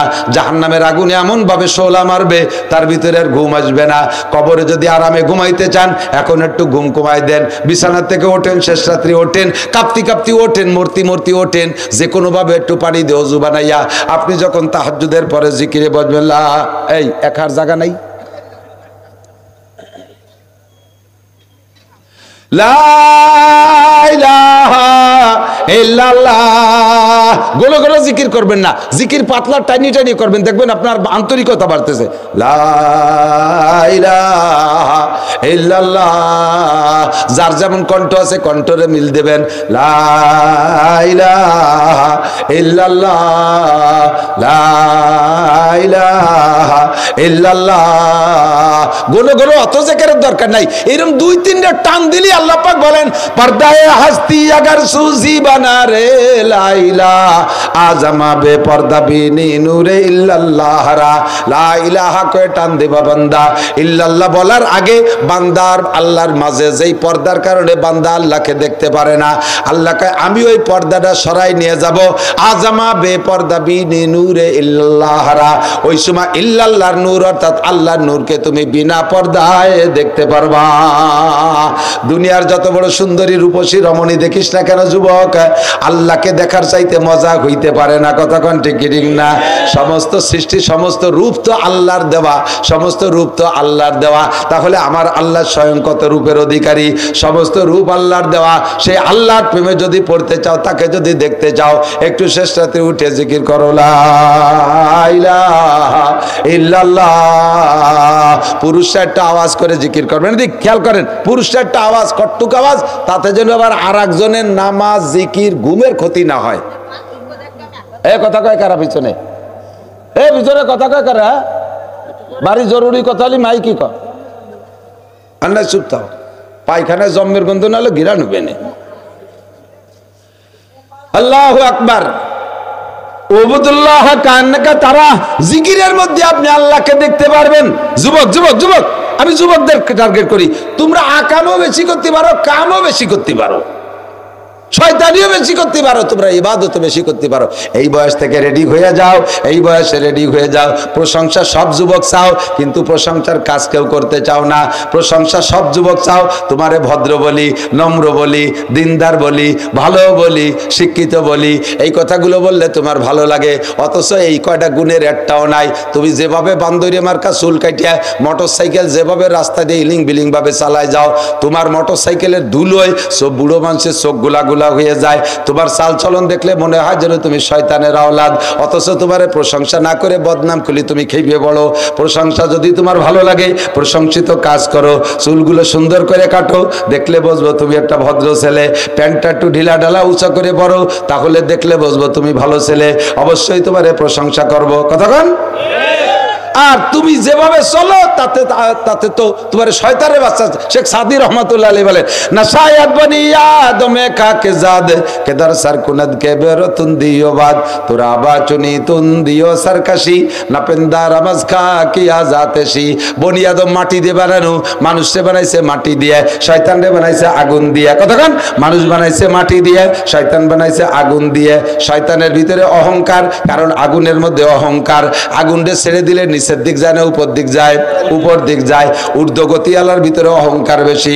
যে যত বড় তার ভিতরে তত অহংকার, যে যত বড় অফিসার তার মধ্যে তত অহংকার, যে যত বড় নেতা তার মধ্যে তত অহংকার। তার ভিতরে বড়ত্বের শয়তানের আগুন ঢুকছে। আর যে যত ছোট তার ভিতরে নম্রতা ভদ্রতা বেশি। এই জন্য আল্লাহ মানুষ বানাইছে মাটি দিয়া। মাটি তাকে পায়ের নিচে, মিনহা খলাকনাকুম, তোমারে বানাইছি মাটি দিয়া। কারণ মাটির মধ্যে দুইটা গুণ আল্লাহর খুব ভালো লাগে। কয়টা? দুইটা গুণ আল্লাহর খুব পছন্দ হয়। একটা হলো নম্র ভদ্র সহনশীল। নম্র ভদ্র সহনশীল ধৈর্যশীল। মাটি জীবন ভরে পায়ের নিচে যায়। কোনোদিন কি কোনো জায়গার মাটিতে আন্দোলন করছে আর আমরা ভাত তলে থাকতে পারবো না, মাথায় থাকবো? কইছে কোনোদিন? মাটিরে সইসিয়ে দাঁড়িয়ে যে কয়েকদিন আগে পিএস ফলাইছেন, চাষ দিচ্ছেন, এই কুপাই কাপাইয়া কত পিএস। এই পিএস উঠোতে না উঠোতে আবার শশা শুরু হয়ে গেছে, পাট বুনবে। পাট কাটতে না কাটতে আবার ধান লাগানোর জন্য শশা। এত নির্যাতন মাটির উপরে। কোনোদিন কি মাটিতে প্রতিবাদ করছে? মিয়া তোমার গায়ে কয়টা কোরআনি ছয়, আমার যে ভারী চলছি রুটি বেলাচ্ছ, এ কোনোদিন কয় না। মাটির উপরে 50 তলা দালান দিয়েছেন, মাটিতে কয় না মিয়া তুমি তো দুই বোনে পেঁয়াজের বস্তা ভর্তি পারো না, আমারে এত বড় বোঝা দরকার, এ কথা মাটিতে কয় না। মাটিরে যাদের মাটি শুয়ে নেয়, 50 বছর পুকুর বানায় পানি ব্যবহার করছেন, এবার সেইটারে ড্রেজার দিয়ে ভরাট করে দেয়, তারপর 30 তলা দালান জুড়ে দিয়েছেন। মাটিতে কোনোদিন কয় না মিয়া তোমার মতো জালেম নাই, একদিন কাটিয়ে ভুয়র বানাইছো, আরে এখন ফিরে আবার তার উপরে দালান উঠে দিয়েছো, তোমার মতো জালেম হয় না। মাটিতে এভাবে প্রতিবাদ করে না, পায়ের নিচে থাকে। এই হলো নম্রতা ভদ্রতা সহনশীলতা মাটির গুণ, যার কারণে মাটি বলি খাঁটি। মাটি বলি খাঁটি। 2 নম্বরে মাটির মধ্যে আর একটা গুণ, সেটা হলো আমানতদারি। কি বলেন? আমানতদারি। মাটিরে কট্টু কট্টু পেঁয়াজের বীজ দিছি, 1 কেজি পেঁয়াজের বীজ বুনই দিছি, মাটি আমারে 20 মণ পেঁয়াজ দিছে। ঠিক কি ঠিক না? মাটিরে আমি একটা আমের বীজ দেই, 50 বছর পর্যন্ত আম দেয়। মাটিরে একটা নারকেলের বীজ দেই, মাটি আমারে 50 বছর নারকেল দেয়। মাটিরে আমি একটা কাঁঠালের বীজ দেই, সে আমারে 100 বছর কাঁঠাল দেয়। মাটিরে যা দেই তার চেয়ে বেশি ফলাইয়া দেয়। মাটিরে আমি একটা ধান দেই, তাই দিয়ে 7টা গাছ দেয়। ফিকুল্লি সুম্বুলাতিন মিয়াতু হাব্বা। কিছে যে বলে নাকি? ফিকুল্লি সুম্বুলাতিন মিয়াতু হাব্বা। মাটিরে একটা ধান দিলে একটা গাছ হয়, গাছের গোড়ায় আরো 7টা গাছ হয়, আর 7টা গাছের মাথায় 7টা শীষ হয়, 7টা শীষে 700 ধান হয়। মাটির মধ্যে আমানতদারি, তারে একটা দিলে 700 দেয়। এই গুণটা তোমার মধ্যে কামনা করি। এই জন্য মানুষ তোমারে মাটি দিয়ে বানাইছে। আমার দিকে মানুষ তোমারে মাটি দিয়ে বানাইছে। তুমি নম্র হও, ভদ্র হও, বিনয়ী হও, শালীন হও। খেসেরা রঞ্জুরে সাজো জারে জার তাতুরা বিরু কোনা দাজ ইশতেহার মাই বদি মে আপ হো আপনি মিসাল ফেলে বদো বদ খিয়ালো বদ খিসাল মান তাজা লিল্লাহ রফা আজবর মান তাজা লিল্লাহ রফাকুল্লাহ। তুমি আল্লাহর দিকে তাকাইয়া নিজেকে ছোট জানো, নিজেকে নম্র জানো, নিজেকে ভদ্র বানাও, নিজেকে ছোট জানো, আল্লাহ পাক তার কুদরতি কায়দায় তোমাকে বড় বানাইয়া দেবে। মান তাযা লিল্লাহ ফাগুয়া বিআয়ুনিন নাস কাবীর ওয়া বিনাফসি সগীর। খেয়াল করেন, যে ব্যক্তি নিজেকে নিজে চলে আমি ছোট, আমি কিছু জানি না, আমি আনপড়, সমাজের সবচেয়ে নিকৃষ্ট আমি, এমনভাবে নিজেকে উপস্থাপন করে সামাজিক কাজ করবে, ভালো কাজগুলো আবার বেশি করবে, আবার সব জায়গা বলতে গিয়ে আমি নাখান্দা, আমি আনপড়, আমি অযোগ্য। চেয়ারম্যান কি বলে নমিনেশন মিটিং হচ্ছে, এখন নমিনেশন মিটিংয়ে সবাই মিলে ধরছে একজনে, এবার প্রার্থী তুমি, সে কি বলবে? আদৌ সম্ভব না, আমার এ কাজের যোগ্যতাই নেই, আমারে দিয়েন না, নষ্ট হয়ে যাবে। সে আড়ানোর চেষ্টা করবে নিজেকে ছোট জেনে।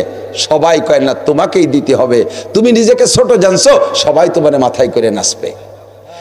হ্যাঁ, নিজের কাছে নিজে ছোট, মানুষের অন্তরে আল্লাহ তোমারে বড় বানাই দেবে। অমান তাকাব্বারা, আর যে ব্যক্তি তাকাব্বুর হামচুমান ডাঙ্গন্ডিস, আমি বড়, আমার এবার ভোট দিয়ে দেখেন কি করে ছাড়িয়ে দেই, আমার পরিচয় গরিব দুঃখীর দরজায়, রাস্তাঘাটে খাল বানাই দেবো, 12 মাস কাল নৌকো বেয়ে বেড়াবেন, আমি আসমান ভেঙে জমিনে নামাবো, লাঠির মধ্যে মুগুর ভরবো।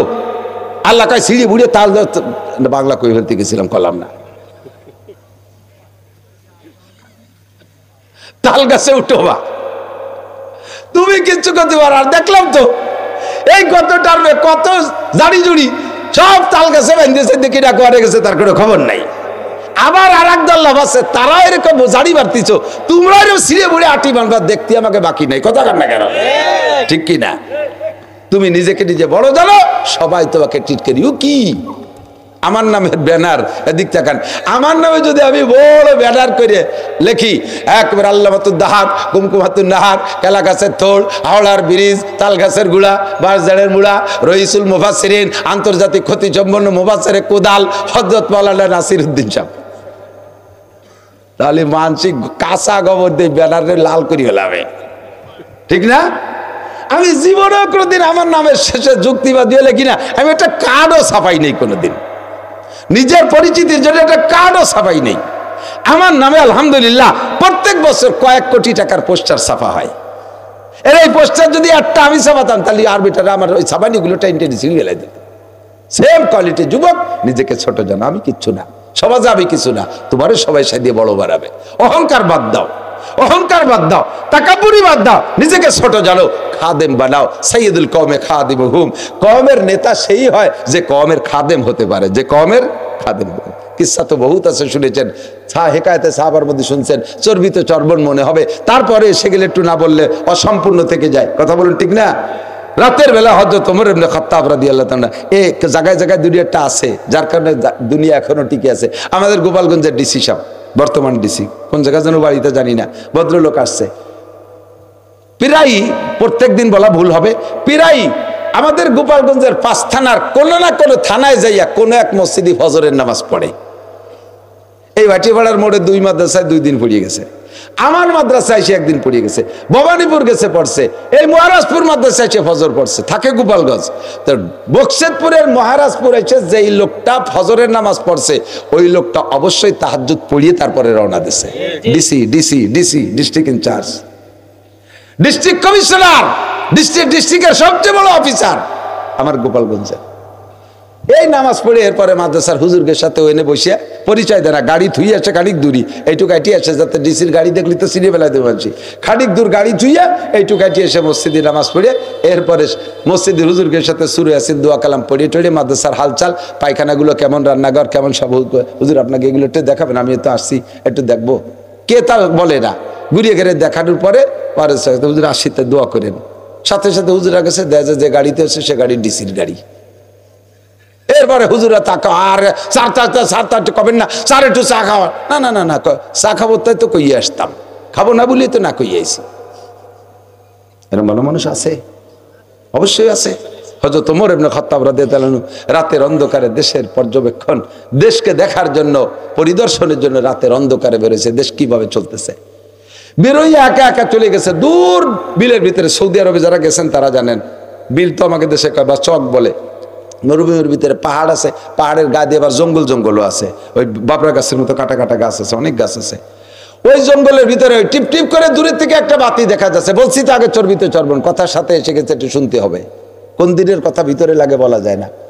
তো দূর থেকে দেখছে সে টিপ টিপ করে বাতি জ্বলতেছে, উনি চিন্তা করলেন এইরকম ফাঁকা জায়গায় তো বাতি থাকার কথা না।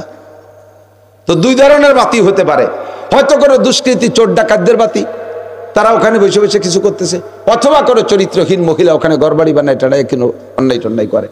তো দেখতে হবে, আমার দেশ, আমার খবর নিতে হবে। ওখানে চলে গেছে আস্তে আস্তে, যাইতে যাইতে দেখে যে সত্যি বেড়ার ফাঁক দিয়ে কি বলে, সত্যি বেড়ার ফাঁক না, এটা হলো ক্লিয়ার জায়গা, এখানে আগুন জ্বলতেছে। উনি কাছে যাইয়া একটু পর্দার সাথে একটু দূরে থেকে বলতে দেখে যে একটা মহিলা ছোট ছোট 2-3 বাচ্চা, এই বাচ্চাগুলো নিয়ে কান্নাকাটি করতেছে বাচ্চারা, আর এই মহিলা চুলোয় জাল দিচ্ছে টাড়িতে। দূরে থেকে বলছে, মা কি করতেছেন, আমি কি একটু কাছে আসতে পারি? কয় না, থাকেন, দূরে থাকেন। কি করতেছেন? কয় যে বাচ্চাদের জন্য কিছু রান্না বান্না করতেছি। কি রান্নতেছেন? কয় যে তা বলা যাবে না, কি রান্নতেছি। আল্লাহ, একটু পরে বলবো। হযরত ওমর দূরে সরে রয়েছে। এই রান্না কিছুক্ষণ জাল দিতে দিতে বাচ্চারা খেলাধুলা কান্নাকাটি করতে করতে করতে করতে ঘুমাই গেছে। এরপরে বলতেছে, কিছুই রান্না করতেছি না, এই হাড়ির ভিতরে পানি জাল দিচ্ছি। বাচ্চারা সারাদিন না খাওয়া, এখনো না খাওয়া, খাবারের কোনো ব্যবস্থা নাই। এখন তাদেরকে কি সান্ত্বনা দিয়ে ঘুমাবো? তাদের বলছি যে বাপ, এই রান্না করতেছি, তোরা একটু পরে খাবি। আমি জানি যে কিছুক্ষণ লং টাইমে নিয়ে নাড়াচাড়া করলে ওরা ঘুমোয় যাবে, তারপরে হাড়িটা নামাইতে আমিও ঘুমাবো। বলেন তো কেমন লাগে শুনলে? এরকম অবস্থা গাজায় চলতেছে, ফিলিস্তিনে চলতেছে। তো হযরত ওমর শুনিয়ার দেরি না করে কয়, মা থাকেন, আসি। তাদের কান্নাও দেখছে, তাদের চুলায় হাড়ি থাকা অবস্থায় তাদের ঘুমও দেখছে। উনি আইসা সরাসরি গোডাউনে ঢুকে গোলাম সাথে নেছে, আগে গোলাম ছিল না, গোলাম সাথে নেছে, নিয়ে যে গোডাউনের থেকে খাদ্য চর্বি টর্বি, ময়দা আটা, সে খেজুর টেজুর তেল টেল দিয়ে বড় এক বস্তা ভরিয়ে এরপরে গোলামকে বলছে, গোলাম মাথায় উঠাই দাও। অবশ্যই পড়েছেন আপনারা, গোলাম মাথায় উঠে দাও। গোলাম কি বলেন তো?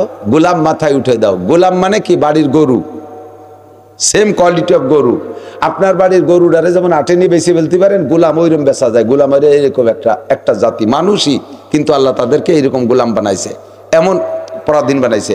তো এই গোলাম হযরত ওমরের গোলাম। আর ওমর কিরা? কত বড় দেশের অর্ধজাহান না, পৃথিবীর 2/3 তার রাষ্ট্রের আয়তন ছিল 2,40,00,000 বর্গ মাইল। এইরকম বাংলাদেশের প্রায় 2। হযরত ওমর বলে, না গোলাম, এদেশের মানুষের দায়িত্ব তোমার হাতে না, তোমার জিম্মায় না, এটা আমার জিম্মায়। আল্লাহ আমাকে খলিফাতুল মুসলিমিন বানাইছে। আমার এই রাষ্ট্রের ভিতরে কোন জায়গায় একটা কুত্তাও যদি না খেয়ে মারে, তাহলে কিয়ামতের জবাব আমাকে দেয়া লাগবে গোলাম, তোমাকে দেয়া লাগবে না। আমি সচক্ষে যা দেখে আসছি তার খেদমত আমাকেই করতে হবে। বোঝা উঠাই দাও। আর নয় তুমি বলো যে কিয়ামতের ময়দানে এই সমস্ত প্রশ্নের জবাব তুমি দিয়ে দিবা, আমার পক্ষ থেকে দায়িত্ব নাও। গোলাম কেন, তা কি সম্ভব নাকি?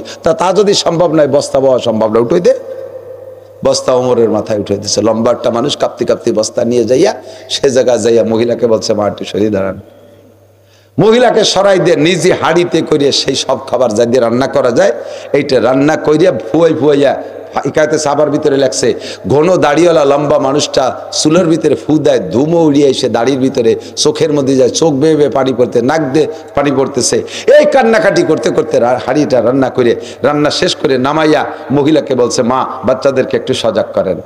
সজাগ করছে, সজাগ করে উনি নিজি হাতে বলে, আপনি একটু সরে বসেন, আমি এদের একটু খাওয়াই। আমি এসে যেভাবে কান্না করতে দেখছি, ওই কান্নার বিপরীত আমি সেইভাবে হাসি না দেখে আমি যাব না। বাচ্চাদেরকে নিজ হাতে পরাণ ভরি তৃপ্তি সহকারে খাওয়াইয়া এরপরে হাড়ি দিয়ে উনি দূরে বসলেন। আর মহিলাকে বললেন, মা এবার আপনি একটু পরাণ ভরে খান। আপনার চেহারায় দেখছিলাম মলিন, আপনার চোখে দেখেছিলাম পানি, বাচ্চাদেরকে আমি কান্না করতে দেখেছিলাম, তাদের মুখে হাসি ফুটাইছে, আপনার চেহারা আমি হাসিরা দিকে যাব না। এবার মহিলাকে পরাণ ভরে খাওয়াইয়া এরপরে বাকি বস্তায় যা ছিল তা দিলেন, বললেন, মা দোয়া করো। এবার মহিলা বলতেছেন, কিয়ামতের ময়দানে আল্লাহর কাছে খলিফাতুল মুসলিমিন ওমরের বিপক্ষে মামলা দেব। ওই মহিলা করছে, ওমরের কাছে করছে, আপনি সাক্ষী থাকেন, ওমরের বিপক্ষে কিয়ামতের ময়দানে আল্লাহর কাছে মামলা দেব। এই দেশের রাজা হইয়া আমাদের খবর নেয় না। আপনার মতো মানুষকে যদি আল্লাহ প্রেসিডেন্ট বানাইতো, আপনার মতো মানুষকে যদি আল্লাহ খলিফাতুল মুসলিমিন বানাইতো, তাহলে আমাদের এই দুর্গতি হইতো না। আমি ওমরের বিপক্ষে কিয়ামতের ময়দানে মামলা দেব। ওমর তখন বললেন, ও মা, তোমরা যে এই জায়গায় এভাবে কষ্ট করতেছো, এইটা কি ওমরকে কোনোদিন জানাইছো?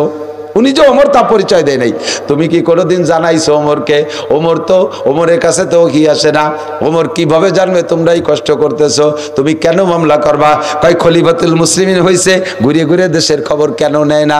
আপনি যখন খবর নিতে আসেন, ওমরের তো দায়িত্ব এরকম ছিল। এই দায়িত্ব তো ওমরের। ওমর আসেন, আপনি আসছেন, আল্লাহ যেন আপনারা খলিফাতুল মুসলিমিন বানায়।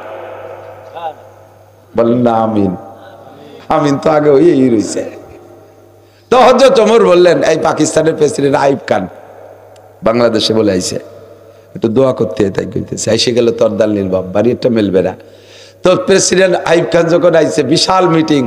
এই মিটিং তো ওনার দলে যারা আছে তারা মিটিং উপস্থিত। এই স্টেজে এক বুড়ি কাঁপতি কাঁপতি উঠছে, বুড়ি আইছে, আর কুজো বুড়ি। আমার একটু আইয়ুবের সাথে দেখা হতে, আমি আইয়ুবের জন্য একটু দোয়া হতে যাবো। তেমন বুড়ো মানুষ আসতে পারেননি, তারা সব রাস্তা খুলে দেয়, চলে আইছে আইয়ুব খানে। আইয়ুব খান তো খান, বিশাল জুয়ান, বুড়িতে একটুক হয়ে গেছে। বাবা মাথাটা নিচে, ওর একটু দোয়া হইরে দেই। তা আইয়ুব খান মাথা নিচে আসছে। Ayub Khan field marshal. Field marshal কাকে বলে? যেই সেনা প্রধান বড় বড় 3টে যুদ্ধে বিজয়ী লাভ করে, সে হয় ফিল্ড মার্শাল। ওইদিকে 2 পাকিস্তানের প্রেসিডেন্ট, এর চাইতে বড় পদ কি আর এই 2 পাকিস্তানের মধ্যে আছে নাকি? এ বুড়ি ওই আইয়ুব খানের মাথা নিচে ওই দোয়া হতে, আল্লাহ যেন তোমারে বড় দারোগা বানায়, আল্লাহ যেন তোমারে বড় দারোগা বানায়। আইয়ুব খান আসতেছে, কি কয়? ওই বুড়ির জানা আছে, বুড়ির অভিজ্ঞতা হলো দুনিয়ায় সবচেয়ে বড় হলো বড় দারোগা। এই জন্য সবচেয়ে বড় বড় দারোগা মানে আল্লাহ তোমারে সবচেয়ে বড় বানায়, এই দোয়া দেশে, যদিও কইছে মুখে বড় দারোগা। আল্লাহ আমাদের যদি এমন খলিফাতুল মুসলিমিনের ব্যবস্থা করে দাও, বলেন আমিন। জোরে বলেন না আমিন। মা, তোমার এই খাবার শেষ হয়ে গেলে তুমি এই অমুক জায়গা যাবা, তুমি খলিফাতুল মুসলিমিন ওমরের ওখানে যাবা, ওখানে গেলে আমারে পাবা, তোমার যা দরকার আমি সেখান থেকে সংগ্রহ করে দেব। তো রাতের বেলা তো চেনে নাই, আল্লাহু আকবার, যতটুক সেন্সে আলোতে দেখে দেখে খাবার ফুরাই গেলে গেছে সেখানে, যে দেখে যে বিশাল অবস্থানে বসা। হয়তো তোমার চেয়ারে বসতেন না। মুসলমানদের সংসদ ভবন দেখেছেন? আফগানিস্তানের মুজাহিদ বর্তমানে তালেবান সরকারের অবস্থা, তাদের সংসদ ভবন গাছতলা, যে কোনো জায়গা গামছা বিছে রুমাইল বিছে বসে যায়, অধিবেশন শুরু হয়ে গেছে মৌলবীকে। কি একটা কায়দা! তো হযরত ওমরের ওখানে যে দেখে দেয় সেই লোকটা কান্দে দিছে, হযরত খলিফাতুল মুসলিমিন ক্ষমা করবেন, বেয়াদবি হয়ে গেছে, তুমি মাফ করে দিও। তুমি যে আমার এই সাক্ষাতের আগে যে কষ্টটুক করেছো, আমার ত্রুটির কারণে, আমার অবহেলা, আমার অযোগ্যতা অদক্ষতার কারণে, হ্যাঁ, এইটা তুমি আল্লাহর রাস্তে মাফ করে দিও। আর তোমার যা প্রয়োজন তুমি সে প্রয়োজনের সময় আসবা, এখান থেকে নিয়ে যাবা। আল্লাহু আকবার। এরকম যদি হয়, যাক, এই কুত্তকে দাও। যখন তোমাদের দেশের নেতারা হবে ভালো মানুষ, তোরে যাই কইছি সরিয়ে যাতে, তুমি আমাকে বাড়ি চলে আইছিস।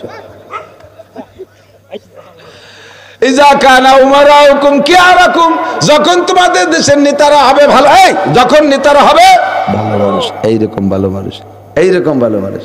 আমাদের ভালো মানুষ কারা? দেখছি সব ভালো মানুষ, নাম কতি গেলি গায়ে পড়ে, ওই দিন কতি গেলাম না, সব ভালো মানুষ দেখছি।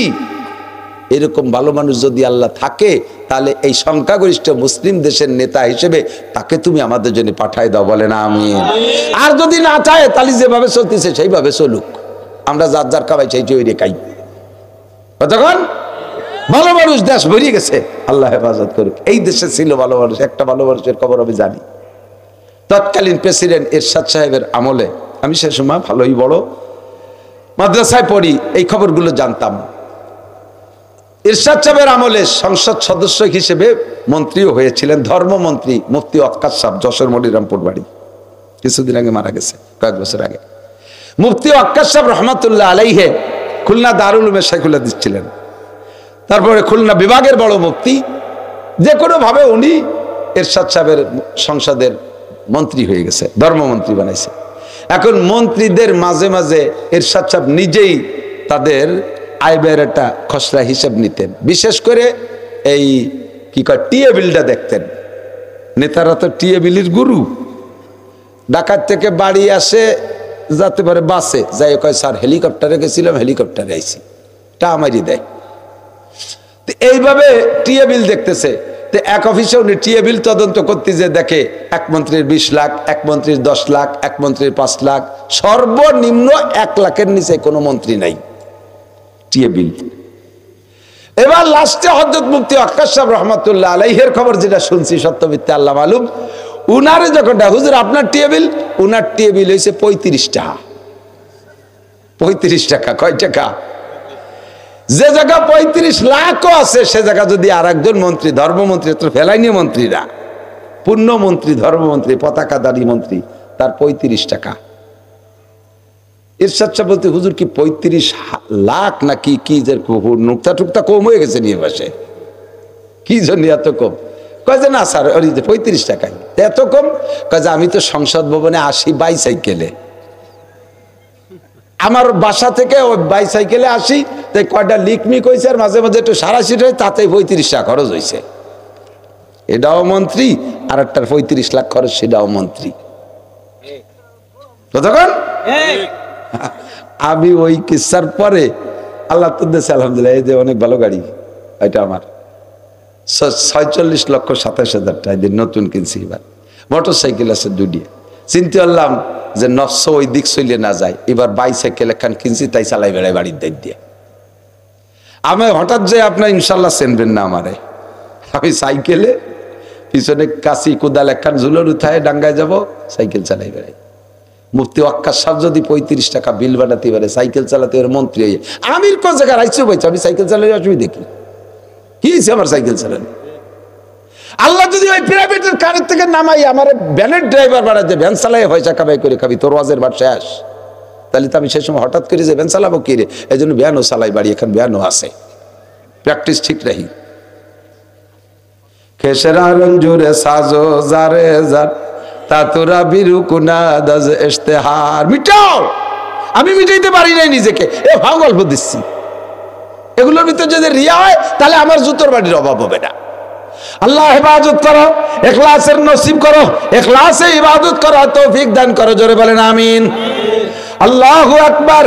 ও দুস্থ যুবক মনে রাখো, ইয়া আইয়ুহাল্লাযীনা আমানু, হে অন্ধ জগতের টল বিশ্বাসী পাগলরা, দুনিয়ার নাম অন্ধ জগৎ। এ জায়গা বসে দুনিয়ায় বসে আল্লাহরে দেখা যায় না, ফেরেশতা দেখা যায় না, জান্নাত দেখা যায় না, জাহান্নাম দেখা যায় না, পুলসিরাত দেখা যায় না, হাশরের মাঠ দেখি নাই, তবে এগুলো আছে না নাই? কথা বলেন আছে? আল্লাহ আছে, দেখি নাই, না দেখলিও আবার আল্লাহ আছে। ফেরেশতা দেখি নাই, না দেখলিও আমার নবী বলছে ফেরেশতা আছে, আল্লাহ বলছে ফেরেশতা আছে। পুলসিরাত দেখি নাই, আল্লাহ বলছেন কোরআনের ভিতরে, নবী পাক বলছেন পুলসিরাত আছে। হাশরের মাঠ কায়েম হবে, মিজানের পাল্লা হবে, দাড়ি পাল্লা হবে, হিসাব নিকাশ হবে, দেখছেন কোনোদিন? তবে বিশ্বাস আছে না নাই? কাজে আপনি অন্ধ জগতের অটল বিশ্বাসী পাগল। আল্লাহ পাক মহব্বতের সাথে ডাক দিয়ে বলে, খেয়াল করেন, মহব্বতের সাথে ডাক দিয়ে বলে, লা তাত্তাকিজু আদুব্বি ওয়া আদুব্বাকুম আউলিয়া। ও আমার অন্ধ জগতের অটল বিশ্বাসী পাগল, দুনিয়ার সব কিছু ত্যাগ করেছো, আমার প্রেমে পড়ে এই ময়দানে চলে আসছো, আমার প্রেমে পড়ে দুনিয়ার সব আনন্দকে লাথি মারছো। তুমি আমার একটা কথা মনে রাখো বন্ধু, আল্লাহ বড়, খেয়াল করে না, আল্লাহ বড় মহব্বতের সাথে আন্তরিকতার সাথে আপনারে আদরের সাথে পাগল করে ডাক দিয়ে কয়, একটা কথা মনে রাখবি, জীবনে কোনোদিন এহুদ নাসারাকে বন্ধু বানাবি না, আমার শত্রু তোদের শত্রুকে বন্ধু বানাবি না। লা তাত্তাখিযু আদুব্বি ওয়া আদুব্বাকুম আউলিয়া, আমার শত্রু আর তোদের শত্রুরে বন্ধু বানাবি না। এবার তোদের শত্রু কারা, আমার শত্রু কারা জেনে নে। তোদের শত্রু হলো ইয়া আইয়ুহাল্লাযীনা আমানু দুখুলু ফিস-সিলমি কাফা ওয়া লা তাত্তাবিউ খুতুওয়াতিশ শাইতান ইন্নাহু লাকুম আদুউম মুবিন। তোদের শয়তানের নাম হলো, তোদের শত্রুর নাম হলো শয়তান ইবলিস। ও তোদেরকে ভেস্তের থেকে বের করে দিয়েছে, ও তোদেরকে ভেস্তের থেকে বের করে দিয়েছে। যদি শয়তানের ধোঁকা না হতো তাহলে তোরা ভেস্তের মধ্যে জন্ম নিতি, ভেস্তের থেকে দুনিয়া আসা লাগতো না, এই দুনিয়ার জয় ঝামেলা পোহানো লাগতো না, জান্নাতের ভিতরে আরামে থাকতি। শয়তান তোদেরকে বের করে দিয়েছে, কাজে ইবলিস শয়তান তোদের শত্রু, ওরে তোরা পরিহার করবি, ওরে অ্যাভয়েড করে চলবি। আর আমার শত্রু কারা শুনে নে, লা তাত্তাখিযু আদুব্বি, এবার আমার শত্রুর সাথে বন্ধু বানাবি না। আমার শত্রু হলো আল ইহুদা ওয়ান নাসারা, ইহুদ নাসারারা আমার শত্রু, ইহুদ নাসারারা আমার শত্রু। কারণ হিন্দুরা আমারে অত বড় অপবাদ দিতে পারে নাই, বুদ্ধরা আমার নামে এত বড় অপবাদ দেয় নাই, শয়তান নিজেও আমার নামে এত বড় অপবাদ দেয় নাই। যে অপবাদ ইহুদ আর নাসারারা দেয়, কি দেয়? ক্বালাতিল ইহুদু উযাইরুন ইবনুল্লাহ। ইহুদিরা যা কইছে তা বলাই যায় না, তারা আমারে কি কইছে। অনেক সময় না যে কেউ রে কেউ গালি দিয়েছে, সেই নালিশ করছে যে আমারে গালি দিয়েছে, আরে কি কইছে তাই কয়, যা কইছে তা কোয়া যায় না, যা কইছে তা এরকম মারাত্মক গালি দিছে। আল্লাহ কয় ইহুদিরা আমারে যা কইছে তা কোয়া যায় না। সংক্ষেপে একটু শোন, ক্বালাতিল ইহুদু উযাইরুন ইবনুল্লাহ, ইহুদিরা কয় উযাইর আলাইহিস সালাম আল্লাহর ছেলে। এই কথাটা কোয়া যায় তাই কলাম, এর ভিতরে যেটুক কোয়া যায় না তাই কলাম না। সেটুক কি? সেটুক হলো আল্লাহ তাআলা উযাইর আলাইহিস সালামের মাকে স্ত্রী হিসেবে ব্যবহার করে গর্ভধারণ করাই দিয়েছে, তাই উযাইর আল্লাহর ছেলে। এই ওরা কয় আমার নামে। তাহলে এই ইহুদিরা কি আবার দোস্ত না দুশ্মন? এই ইসরায়েলিরা সব ইহুদি, এটা আল্লাহর শত্রু। ওয়াকালাতিন নাসারা, আর নাসারারা এরকম একটা কইছে, ওয়াকালাতিন নাসারা মাসিহ ইবনুল্লাহ, আর নাসারারাও যা কইছে তাও কওয়া যায় না। তারা কয় ঈসা বলে আমার ছেলে, আল্লাহ কয় ঈসা বলে আমার ছেলে। তার মানে আমি ঈসার মা মারিয়ামের সাথে যৌন মিলন করে তারে গর্ভধারণ করাই দিছি, আর সেই গর্ভের সন্তান ঈসা আমার নামে এত বড় অপবাদ দেয়। এই দুই জাতি আমার শত্রু। লা তাত্তাখিযু আদুবি ওয়া আদুওয়াকুম লা তাত্তাখিযুল ইয়াহুদা ওয়ান নাসারা আউলিয়া। তোরা ইহুদ নাসারাকে বন্ধু বানাস না, বাযুহুম আউলিয়া ও বাজ, যদিও তারা বাহ্যিকভাবে উপরে উপরে একে অপরের শত্রু। খেয়াল করেন, খেয়াল করতেছেন নাকি আমি বুঝতেছি না। উপরে উপরে দেখেন ইহুদিরা নাসারাদেরকে কি কয়? ইহুদির মানে এই ইসরায়েলিরা, নাসারা মানে আমেরিকান ডোনাল্ড ট্রাম্পের গোষ্ঠী, ওরা হলো নাসারা, আর এরা হলো ইহুদি। আপোষে কি বলা বলি করে জানেন? কোরআন শরীফে বলে ক্বালাতিল ইয়াহুদু লাইসাতিন নাসারা আলা শাই। ইহুদিরা কয় নাসারা কোনো জাতি না, ও কোনো ধর্মই না, ও কোনো জাতি না, এমন গালি দেয়। ওয়াকালাতিন নাসারা লাইসাতিল ইয়াহুদু আলা শাই। এবার নাসারারা কয় তোরা কি? তোরা তো কিচ্ছু না। এই বলা বলি করে যে তোরা কেউ কিছু না। আবার আল্লাহ পাক বলেন সময় মতো বাদহুম আউলিয়া ও বাজ, একে অপরের দোস্ত, একে অপরের। মুসলমানের সাথে যুদ্ধ লাগছে জুবাইডের কি বলে নেতানিয়াহুর, দেখেন সম্পূর্ণ বন্ধুত্বতা দেখাইয়া পশ্চিমেরা জুটে পুটে সমস্ত খ্রিস্টানরা আইসা এই ইহুদিকে সাথে জোর দিছে। কোটি কোটি টাকার এই যে লাস্টের এই গ্যাঞ্জামের আগে এই মাঝে যে যুদ্ধবিরতি হয়েছে, এই যুদ্ধবিরতি হওয়ার আগে গাজার একটুক জায়গার উপরে ৮০,০০০ টন বোমা মারছে। ৮০,০০০ টন পাথর মারিয়ে দিলেও শেষ হয়ে যায়। আর বোমা কি, এক একটা বোমার গায়ে ১ টন, ১.৫ টন, ২ টন, ৩ টন ওজন আছে। এইভাবে ৮০,০০০ টন বোমা সেই জায়গা মারিয়া গাজাকে শেষ করছে। আর এই বোমাগুলো বেশিরভাগ দেশে 80% দেশে আমেরিকাওয়ালা আর পশ্চিমা ব্রিটেনওয়ালারা, এরা দেশে। আর এই ইহুদ নাসারা, ওরা নাসারা আর এরা ইহুদি, দুই দলের ভিতরে ফারপার ডিফারেন্স। যখন মুসলমানকে হত্যার সুযোগ আসছে সব দল মিলে এক হয়ে গেছে।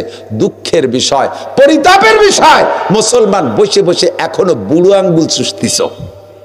মধ্যপ্রাচ্যের দালাল, মধ্যপ্রাচ্যের গাদ্দার, সৌদি আরবের প্রেসিডেন্ট, তুরস্কের প্রেসিডেন্ট, এই পাকিস্তানের প্রেসিডেন্ট, এরপরে কাতার, দুবাই, ওমান যারা আছে সবগুলো মুনাফেকের বাচ্চা মুনাফেক। কথা বলেন ঠিক কি ঠিক না? আল্লাহর দেয়া সম্পদ তেল বেচে খাচ্ছিস, কুলুর বাচ্চা কুলুরা। তেল বেচে কুলুরা না, আবার কেউ কুলু থাকলে রাগ হইয়েন না। তেলুর দল আল্লাহর দেয়া সম্পদ, স্বর্ণ আর তেলের খনি, এই বিক্রি করে সেই জায়গায় বসে পশ্চিমা খ্রিস্টান মহিলাকে ছাড়িয়ে দিচ্ছে। তাই নিয়ে রাত্রে আনন্দ ফুর্তি করিস, দিনে রাত্রে ফুর্তি করিস, আর মুসলমান মারি শেষ করতেছে। তোকে যার যার জায়গায় বসায় রাখছে। এই তুরস্কের প্রেসিডেন্ট, ও হইছে তুরস্কের প্রেসিডেন্ট এরদোগান, ও আলো কি কয়, এসে ন্যাটোর সদস্য। যদি এখন মুসলমানদের পক্ষে নেয় আর ইসরায়েলের বিপক্ষে যায়, তাহলে ন্যাটো সদস্যতে নাম কাটা যায়। এই পথ ঠিক রাখার জন্য সে সৌদি আরবালা রাজতন্ত্র করে, তারা রাজার বেটা রাজা হয়। এটা রাজতন্ত্র জগতে মুসলমানরা মানে না। এই রাজতন্ত্র টিকে আছে আমেরিকার পাশাটা হইয়া। যদি সৌদি সরকার এখন গাজার পক্ষ নেয়, সাথে সাথে ওই আমেরিকালা লাগাই দেবে সৌদি আরবের সাধারণ পাবলিক রে, তোরা আন্দোলন কর, রাজতন্ত্র বাতিল, গণতন্ত্র করতে হবে। তখন মোহাম্মদ বিন সালমান তার সিটি থেকে নেমে যাওয়া লাগবে। কাতার, কুয়েত একই অবস্থা। ইন্দ্রা যার যার পথ ঠিক রাখার জন্য মুসলমান মারি শেষ করতেছে, আর শয়তানগুলো ওখানে বসে আনন্দ করতেছে আর ওরা মারতেছে। দেখেন মুসলমান কারে কয়। আল্লাহর রহমতে, আল্লাহর রহমতে আমার বাংলাদেশের মুসলমানের ঈমান তাদের চাইতে শতগুণ বেশি আছে। সৌদি আরব, পাকিস্তান, ওই জায়গার সাধারণ জনগণ পাগল হয়ে গেছে, কিন্তু রাজা কয়টা, এদের উপরে আল্লাহ তাআলা আসমানি বোমা মেরে শেষ করে দিক। বলেন না আমিন। ওই রাজাদের, সৌদি আরব, মধ্যপ্রাচ্য, আরব দেশ রাষ্ট্রের ভিতরে যত রাজা আছে এদেরকে আল্লাহ তাআলা আলাদা গজব দিয়ে ধ্বংস করে দিক। এরপরে সাধারণ পাবলিক ক্ষমতায় আসুক, ইনশাআল্লাহ ডাক আসবে। তবে এই যুদ্ধে একটু অপেক্ষা করেন, ফাসবিরু, একটু অপেক্ষা করেন, নাসরুম মিনাল্লাহ, সাহায্য আসবে আল্লাহর পক্ষ থেকে, ওয়াফাতুন করিম, অবশ্যম্ভাবী বিজয় ইনশাআল্লাহ। প্রত্যেক যুদ্ধে, স্বাধীনতা যুদ্ধে যারা যুদ্ধ করে, স্বাধীনতার পক্ষে যারা থাকে, তারা অবশেষে স্বাধীনতাই লাভ করে, তারাই বিজয় লাভ করে। কথা বলেন ঠিক কি ঠিক না? যেটা বাংলাদেশ প্রমাণ। বাংলাদেশ প্রমাণ। বাংলাদেশের মানুষের হাতে কি ছিল? কিছুই ছিল না। সামনে সেনাবাহিনী প্রধানও পাকিস্তানি, আর সেনাবাহিনী সমস্ত অস্ত্র তাদের হাতে। আমেরিকাও ছিল তখন পাকিস্তানের পক্ষে। আর সব দিয়ে জুটিয়ে পুটিয়ে এসে এদেশের মানুষের মহিলাদের বটির কোপ আর সাধারণ পাবলিকের বাঁশের লাঠির বাড়িতেই সেই পাকিস্তানিরা হারিয়ে দেশকে স্বাধীন করাই আল্লাহ করিয়েই দিয়েছে। তবে ইনশাআল্লাহ সেটা ছিল হলো ভাই ভাই যুদ্ধ আর স্বাধীনতা। এর চাইতে 100 কোটি গুণ বেশি দাবি গাজার যুদ্ধ। বাইতুল মুকাদ্দাস মুসলমানদের দ্বিতীয় কিবলা, মুসলমানদের দ্বিতীয় কিবলা। বিশ্বনবী কাবা ঘরের মধ্যে দাঁড়ায় ইমামতি করে নাই, বাইতুল মুকাদ্দাসের ভিতরে দাঁড়ায় ফেরেশতা এবং নবীদের রূহকে পিছনে রেখা ইমামতি করেছেন। সেই বাইতুল মুকাদ্দাসকে স্বাধীনতা করার লড়াই। ইনশাআল্লাহ আপনাদের বিশ্বাস কেমন আমি জানি না, বাইতুল মুকাদ্দাস স্বাধীন হবে, গাজা ফিলিস্তিন স্বাধীন হবে। বিশ্বাস হয়? বিশ্বাস হয়? এ দাবি আছে অন্তরে। এর জন্য যা যেমন যখন দরকার দিতে প্রস্তুত থাকবো, ঠিক না? জান দিতে রাজি, জান দিতে রাজি, মাল দিতে রাজি, টাকা পয়সা যা লাগবে দিতে রাজি আছেন না নাই? যদি কখনো ডাক আসে, আসতেছে গাজার মুসলমানদের অর্থ সাহায্য করার একটা লাইন আল্লাহর রহমতে বাংলাদেশ থেকে সবসময় লাইন করা আছে, লাইন করেছে। এখন আর ডাকঘরের কিছু না, এখন সব ওপেন হয়ে গেছে। আর লাগবে বস্তা ভরে নিয়ে যাবো কোনাকুনি যদি যার পত্তায় ইনশাআল্লাহ। যদি কখনো ওলামায়ে কেরাম স্থানীয় কেউ দায়িত্ব নেন, আমানতদার কোনো আলেম দায়িত্ব নেন, এলাকার জনগণের কাছ থেকে কালেকশন করেন, 10টা টাকা হলিয়ে জমা দেন। কিয়ামতে এই 10টা টাকা আপনার পক্ষে সাক্ষী দেবে আপনার জীবনে কত টাকা কোর্ট কাছারি আদালত ফৌজদারিতে খরচ করেছেন, ডাক্তার উকিল মুক্তারে কত টাকা দিয়েছেন, সব চোর ডাকাতরে দিয়েছেন। 10টা টাকা আল্লাহর রাস্তায় জেহাদের ময়দানে খরচ হবে ইনশাআল্লাহ। গাজার মজলুম মুসলমানদের পক্ষে সবচাইতে বড় জেহাদ, এদিক তাকান, সবচেয়ে বড় জেহাদ হবে। আজকে থেকে খোঁজেন, বোকা সাজে বসে থাকেন না। বোকা সাজে বসে থাকবেন কে? আমরা বুঝি না, তো দোকানে যাই যা আদায় তাই কিনে নিয়ে এটি আসি। কে নেহা সাজেন? কে নেখা সাজবেন কি জন্যে? বাজারে যাই, আপনি বাজারে যাই বেগুন কিনতে গেছেন, বেগুন তো ফুটো বেগুনটা চোখ দিয়ে দেখে কেনেন না, কেনেন? সে জায়গাতে আপনি ভালো ট্যালেন্ট। গরু কিনতে যাইয়ে দাঁত দেখেন, ব্যবসায়ী যাতে গরুর দাঁত কটা ভাঙছে, সে জায়গাতে ভালোই ট্যালেন্ট। তা আপনি পণ্য কিনতে যে কোনটা আমেরিকান আর কোনটা ইসরায়েলি এইটা চিনিয়ে কিনবেন না কে? ব্যবসায়ী ভাইরা, তোদের জন্য সারা বিশ্বের মুসলমান 200 কোটি মুসলমান বদদোয়া করবে। যদি ইসরায়েলি পণ্য দোকানে রেখে কেনা বেচা করিস, ইসরায়েলি পণ্য যদি বেচিস, তার ডিলারি করিস, তার পণ্য যদি বিক্রি করিস, তোদের উপরে খোদার গজব হবে, তোর ব্যবসায় কোনোদিন উন্নতি হবে না। 200 কোটি মুসলমান বদদোয়া করতেছে, গাজার মজলুম মুসলমান বদদোয়া করতেছে। কোকা কোলা কোম্পানি বাদ, RFL কোম্পানির কোনো প্লাস্টিক কোনো পণ্য কিনবেন না। RFL যাতে লেখা দেখবেন, লোগো দেখে কিনবেন। তার কি বলে লাক্সাবান কিনবেন না, লাক্সাবান কিনবেন না, লাক্সাবান পরিহার করেন। কোকা কোলা খাবেন না, পেপসি খাবেন না, এসবগুলো বাদ দেন। 7 আপ খাবেন না। এইগুলো বিক্রি করে এখান থেকে যে পয়সা কামাই করতেছে, তার একটা অংশ ওখানে অস্ত্র তৈরি ফান্ডে জমা হয়। সেই টাকা দিয়ে অস্ত্র বানাইয়া আমার মুসলমান মারবে। আমার মসজিদ, কয়েকশো মসজিদ গাজার থেকে ধ্বংস করে দিয়েছে, আর প্রায় লাখখানিক মুসলমানরা শেষ করে দিচ্ছে। তাহলে আমার কাছে পেপসি বেশি, সেই টাকা দিয়ে লাভ করে তা দিয়ে বোমা বানাবে। আমি কি সেই পেপসি কিনে খাইয়া এই লাভ করতে দেব? দেব দেব দেব? বোকা আর সেজে থাকবেন, বোকা সেজে থাকবেন। প্রত্যেকটা মাল কিনতে গেলে বলবেন ইসরায়েলি কিনা। এই দোকানদার আমাকে বল এটা ইসরায়েলি কিনা। যদি ইসরায়েলি হয় তাহলে নেব না, যদি কয় ইসরায়েলি ছাড়া নাই তাহলে নেবই না। মালের দরকারই নাই আমার। জীবনে কোনোদিন কোকা কোলা খাইনি। মুরব্বীরা, আগের মুরব্বীরা কোকা কোলা খাইনি, তারা মরে গেছে নাকি? এমনি কোকা কোলা খাইয়ে মরতেছে, তারা না খাইয়ে আইজো বাইসি আছে। কথা বলেন? এইগুলো তাদের, সেগুলো খাইয়া তোমরা মরতেছ। আর সেইগুলো যারা না খাইছে, সেই সমস্ত মুরব্বীর এখনো পর্যন্ত হাড় মজবুত আছে। তারা চোখ দিয়ে আল্লাহর রহমতে দিনের বেলা তারা দেখে। আর তুমি রাতে, তুমি বেলা উঠা, বেলা ডুবি যাওয়ার পরে পায়খানার দরজা খুঁজে পাও না চশমা ছাড়া। অমুসলমানদের কিছু ব্যবহার করবেন। বর্তমান জেহাদ আমাদের, আমরা যাটুক পারি। কথাক্ষণ খেয়াল করেন। বদরের যুদ্ধে, ভাই শোনেন, বদরের যুদ্ধে মুসলমানদের পানি থোয়ার জন্য একটা গর্ত, এর মধ্যে অল্প একটু পানি আছে। বৃষ্টি নামছে কালকে, সেই বৃষ্টির পানিটুক জমছে। কাফেরদের সাথে যখন যুদ্ধ শুরু হয়ে গেছে, এক মুজাহিদ এক কাফের কোপ দিয়ে হাত একখান কেটে ফেলাইছে, আর এক কোপ দিয়ে আর এক কাত কেটে ফেলাইছে, আর এক কোপ দিয়ে ঠ্যাং একখান কেটে ফেলাইছে। তাহলে এনে মরবে না? এ কাফের এ পর্যন্ত হুশ আছে, ঠ্যাং হাত পাও 3 খেন নাই। লাস্টে একখান ঠ্যাং দিয়ে দেখছে যে আর তো আত্মরক্ষার কিছুই নাই, ডাল ধরতে পারি না, তরবারি ধরতে পারি, ঠ্যাং একখান নাই, পড়ে গেছে, তো মরবই।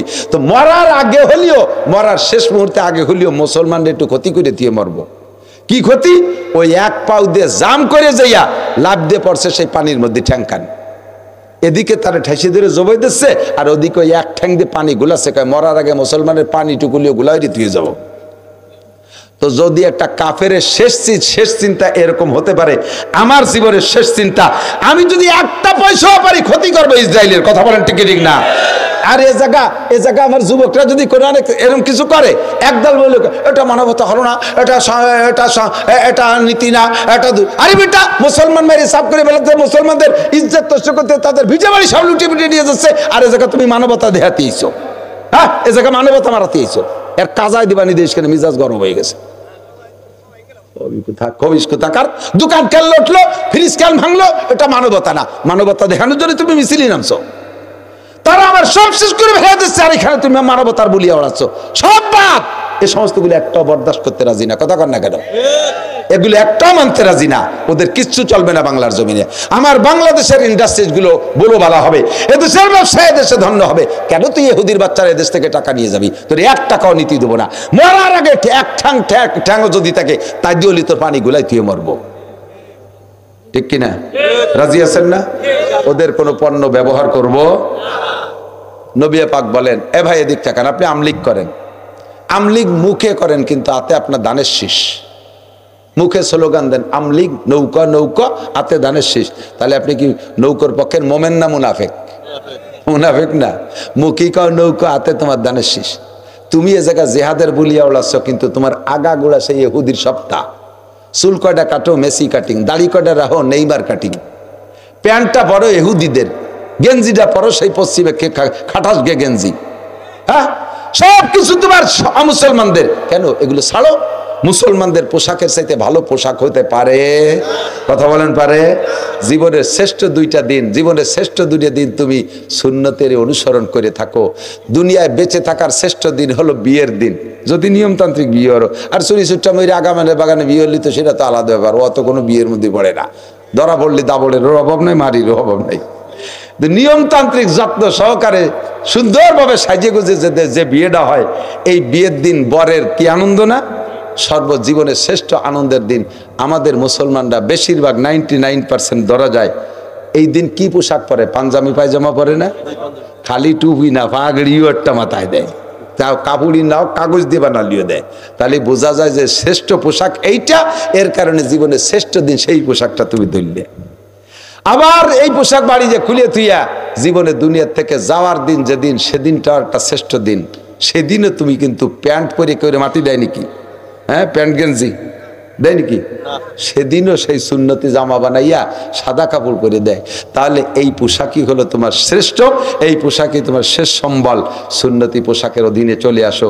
চুল কয়টা তাদের কাটিংয়ে কাটো না, দাড়ি কয়টা তাদের কাটিংয়ে রাখো না, প্যান্ট গেঞ্জি মেঞ্জি সেগুলো বাদ দাও, মুসলিম সুন্নতি তরিকায় চলে আসো। আল্লাহ পাক রব্বুল আলামিন বলেন, কি বলা হয়, আল্লাহ নবী বলেন, মান তাশাব্বাহা বিকওমিন ফাহুয়া মিনহুম, যার সাথে যার মিল হবে তার সাথে তার হাসর হবে। আমি কোনো কিছুতে তাদের সাথে মিল করতে রাজি। আজকে থেকে একটু প্রতিজ্ঞা করেন তো। আপনারা সালতানগর কান্দা মানুষ কাজিরাঙ্গা মারামারি বেশি করেন, কিন্তু আমরা ওপাশে আপনাদের একটা প্রশংসা করি, এই এলাকার মানুষ ধর্মভীরু। মারামারি দাঙ্গা হাঙ্গামা যা লাগিয়ে গেছে সে সময় করে, কিন্তু আপনারা ধর্মভীরু।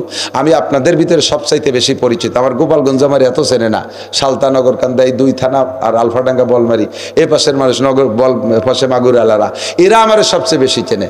আমি আপনাদের সাথে, আপনাদের কাছে আমি দাবি করি, শেষ দাবি, আমরা এখান থেকে ইনশাআল্লাহ নবীওয়ালা একটা স্লোগান, কোরআনওয়ালা একটা স্লোগান, একটা জাতি গোষ্ঠী আমরা এখান থেকে তৈরি করব। রাজি আছি না ইনশাআল্লাহ? সুন্নতের ইনশাআল্লাহ এখান থেকে একটা আন্দোলন শুরু হয়ে যাক।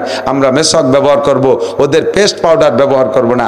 যদি লাগে আমার বাংলাদেশি পেস্ট পাউডার বহুত আছে, ওদের সাবান সুটা কিচ্ছু ব্যবহার করব না, আমার বাংলাদেশি পণ্য ব্যবহার করব। ঠিক আছে না ইনশাআল্লাহ? চেয়ার টেবিলে খানা খাবো না, এটা ইহুদিদের আবিষ্কার। আমরা দস্তারখান বিছিয়ে খানা খাবো, 5 ওয়াক্ত জামাতে নামাজ পড়বো। আল্লাহ তাআলা আমাদের আমল করার তৌফিক দান করেন। সবাই বলি আমিন। ভাষাগত ত্রুটি বিচ্যুতি মার্জনীয়।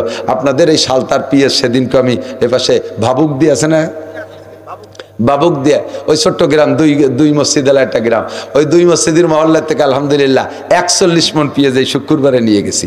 আমার সারা বছর বোর্ডিং এর পেঁয়াজ হয়ে গেছে। এত খুশি আমার হুজুররা, আপনাদের পুরো থানা ধরে দোয়া হয়ে দিয়েছে। গত বছর এই যে সোহাগ চেয়ারম্যান নিজের সাথে থেকে 50 মণ কালেকশন করে দেয়। বাহিরদের থেকে ওই পাড়ার থেকে শফিক সাহেব ওই পাড়াতে নিয়ে গেছি 40 মণ। আলহামদুলিল্লাহ, আল্লাহ পাক আমার মাদ্রাসা অনেক সুন্দর রাখছে। আপনাদের ছেলেপেলেরা পড়ে, এলাকার অনেক ছেলে পড়ে। আরও যদি কেউ দিতে চান ইনশাআল্লাহ দেবেন, যত্ন সহকারে আমাদের ওপাশে ভালো মাদ্রাসার ভিতরে। আল্লাহর রহমতে আমার মাদ্রাসাটাও ভালো, আমারটাই ভালো তা বলছি না, আমারটাও ভালোর মধ্যে লেখাপড়া চলতেছে। আপনাদের পাশে শিক্ষকও আছে, এই পুড্ডর মাওলানা আব্দুর রহমান আছে, তারপরে এই বাহিরদের সেলিম হাফেজ ও আমার ড্রাইভার, ওলামাই কেরাম যাতায়াত করে। 70টা মাহফিল রাখছি খালি এই ফরিদপুরের ভিতরে। আগামী সিজনের 200, 300, 250 মাহফিলের ভিতরে 70টা মাহফিল রাখছি আপনাদের এটুকির ভিতরে। লাস্ট ফিনিশিং আমার মনটা খানিক রসুনির দরকার, তা কেনা দেবে তা ক্ষতি পারতেছি না। 2 মণ রসুন লিবার আমার 4 মণ রসুন লাগবে, তা 3 মণের টাকা আমি দিয়ে আইছি, আর 1 মণ রসুন আমার লাগবে। যদি কোনো আল্লাহর বান্দারা থাকেন 200-100 টাকা করে দিয়ে আমার রসুন কাটা হয়ে গেলি, তাহলে কইতে পারবো, গল্প দেবো যে সারা বছর সালতার রসুন